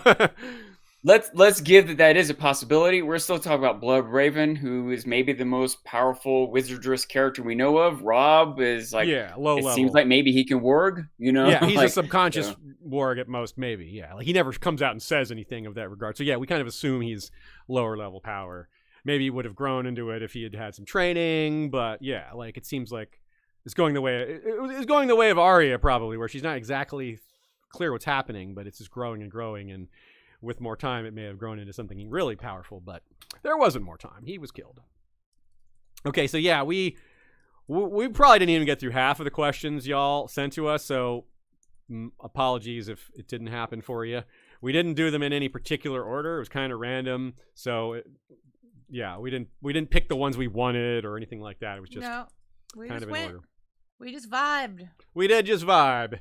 Pretty random. So yeah, like I said, we'll do this again and start with the ones that didn't get read and then get into ones that were submitted later. So yeah, shall we have our next drawing? We can. I drew, and the winner was number 42, which was Terra Incognita, the very person who suggested doing the tier list thing. That's amazing. So at Terra Incognita, you can. I put the information in the chat for you, but you can do that, and we'll get you a shirt for that. And again, we will be giving away shirts to those of you who submitted ahead of time. I just want to take a little more time to, I have to contact every one of you. It's a little different how to do that, but yeah, you might still be a winner. In other words, if you're listening. You might still be a winner. I mean, you're all a winner to me in my heart. So you're all winners, really. Bloody Ben Blackwood sends a super chat, says, I miss you all. Hope to see you all at Ice and FireCon, depending on how a few things line up. Yes, we do too. We hope to see you, Scott. We hope your family situation improves. And we see you there. Yeah, hope we see you there. TKOK Podcast Network sends a super chat and says, heart, heart, heart, heart. 4 hearts. One for each of us and one left over. How nice. One for him. Cool. Well, we are all of one heart. Yeah. Shout out to TKOK Podcast Network, home of the New Dad podcast and some other excellent shows. The final poll, Ashara ran the Will There Be a Ghost POV chapter. Yes. 78% yes, 21% no. Yeah. Most people think so. George, I hope you're listening. Mm-hmm. Check it out. I know you're not. But take that data and give us that Ghost POV chapter. The trivia question was, whose last words were, he's dead? The answer, Kevin Lannister. He's dead, referring to Aegon. When Varys is like, Aegon has learned, he's like, hey, he's dead. Like, no, he is not. He has learned to fish. And his voice, Varys' voice turns a little. It gets more grave, and it's like, whoa, what's going on here? That, by the way, is a moment full of theorizing. Why is Varys bothering to explain himself to a dying man? Partly maybe just because George wanted to, partly because Varys is just kind of like that. Maybe because Varys thinks someone else is listening and wants to hear. That's my thought. I had the same thought that it seems a little too much. What was it from The Incredibles? He's monologuing too much. Yeah. But it makes sense if he thinks that someone else is listening in on this. Yeah. Which casts some doubt on some of the stuff he's saying also. Well, you know who is listening for sure are the other little birds in the room. Like, I don't know I don't know if he needs them to hear that, but there are other people in the room already, like without considering hidden people. So that is one angle to this that is at least worth keeping in mind. Like I said, next week, Mushroom and Sources with Dr. Kavita Mudan Finn. If you missed her her first appearance on our show, it was during House of the Dragon season. I believe it was the preview episode for episode 6, I think. It might have been 6 or 7, 6 or 7. So a lot of y'all might not have seen that because it was a preview episode, and those preview episodes aren't watched as much. They're not relevant for very long because they only are posted about less than 48 hours before the next TV show episode goes up. So you may have missed that, but if you want to go back and check it, there's a lot of great discussions that are still relevant in preparation for this one, or just catch this one live or the podcast version. What was your favorite part of this episode? What did you find most insightful or funny? Let us know, and you might get a shout out. We might even turn your suggestion into a short video, like a clip or a short YouTube short or something like that. So we'd be very thankful if you find something that we decide to turn into that, and that would be very much worthy of a shout out or two. Yeah, for context, if you've been watching us for a while, you know we have a really, really big back catalog, and traditionally we haven't clipped a lot of that stuff. So yes, for these new episodes, we want that. But also, if you're going back and watching an old episode and you're like, that was a great moment, we will genuinely appreciate it so much if you point it out and then we clip it. Like, it's helping the podcast just as much as any monetary donation could do. That time and labor. It could be poignant, it could be interesting, it could be funny, it could be silly, whatever. Just something that's short and use your best judgment. Yeah, use your best. Yeah, I'm sure you've noticed that on our TikTok, our YouTube shorts, on the Facebook group and whatnot, I've been sharing those little 1-minute clips. So it's part of that initiative. But honestly, It's y'all. You're the viewers. It's you who should be able to most identify what's interesting and clippable more than us. It's a little difficult sometimes to say something and be part of it and identify it. It's you know, I'm sure y'all get what I mean. It's weird to be like about yourselves, like that thing I just said. That was really insightful. Yeah, it's hard. I might say that about you, Sean or Shea, but I'm not like, good job, me. Like that was really good. I'm great. You know, that's a little weird. There might even be things about yourself that you would even say that, but it was 3 years ago and you forgot. Yeah. But if one of our fans out there is watching something from 3 years ago, let us know some cool or ironic thing, and it might even be more relevant if we said something that came to fruition. If the next book comes out, we nailed some theory, but we forgot that we did that. help us out. Yeah, for real. So thanks, y'all. If you did send your theory, if you did participate in the live chat, if you have spread the word about History of Westeros in some other way, if you've left us a review, if you are a monthly subscriber on Patreon or Spotify, or if you sent us a donation, all the various ways to support us, and there are, as you could hear by that, quite a few. We really appreciate it. I'm glad we have multiple ways. It allows you all to pick and choose what makes you most comfortable, what you're able to do, what you enjoy. That's great. It's one of the things about our community and the wider Song of Ice and Fire community that is just great. We love it. We love being here. I'm not a religious person, but I feel blessed. So we'll see you all next time. As I said, Dr. Kavita Mudan Finn and Mushroom Sourcing. Thanks for supporting us if you do on Patreon or Spotify. Thanks to Nina for her very valuable insight on these wide open topics. Theory crafting is it's one theory can generate hours of discussion. So I appreciate Nina often being very succinct and concise. Sometimes I'm not as much so. That was very concisely said. Sometimes I am, I guess. Yeah. That was a really good thing I just said. That's clever. Thanks to Joey, Jesse, and Bran Winslow for our intros, both musical and visual, and Michael Klarfeld as well for that and the maps you see, although he did not make that hidden dragon, Crouching Tiger, Hidden Dragon poster behind Sean. We were joking before the episode started, how Crouching Tiger, Hidden Dragon could be like a Volantis thing, because they have the Tiger faction and there's Hidden Dragon like young Griff or I don't know, Danny or whoever else. Yeah. It's pretty sweet. That movie, yes, it fits into Essos quite well. Anyway, folks, you know what to do in between episodes. I say it every time, and I hope you take that advice. Valar, reread us.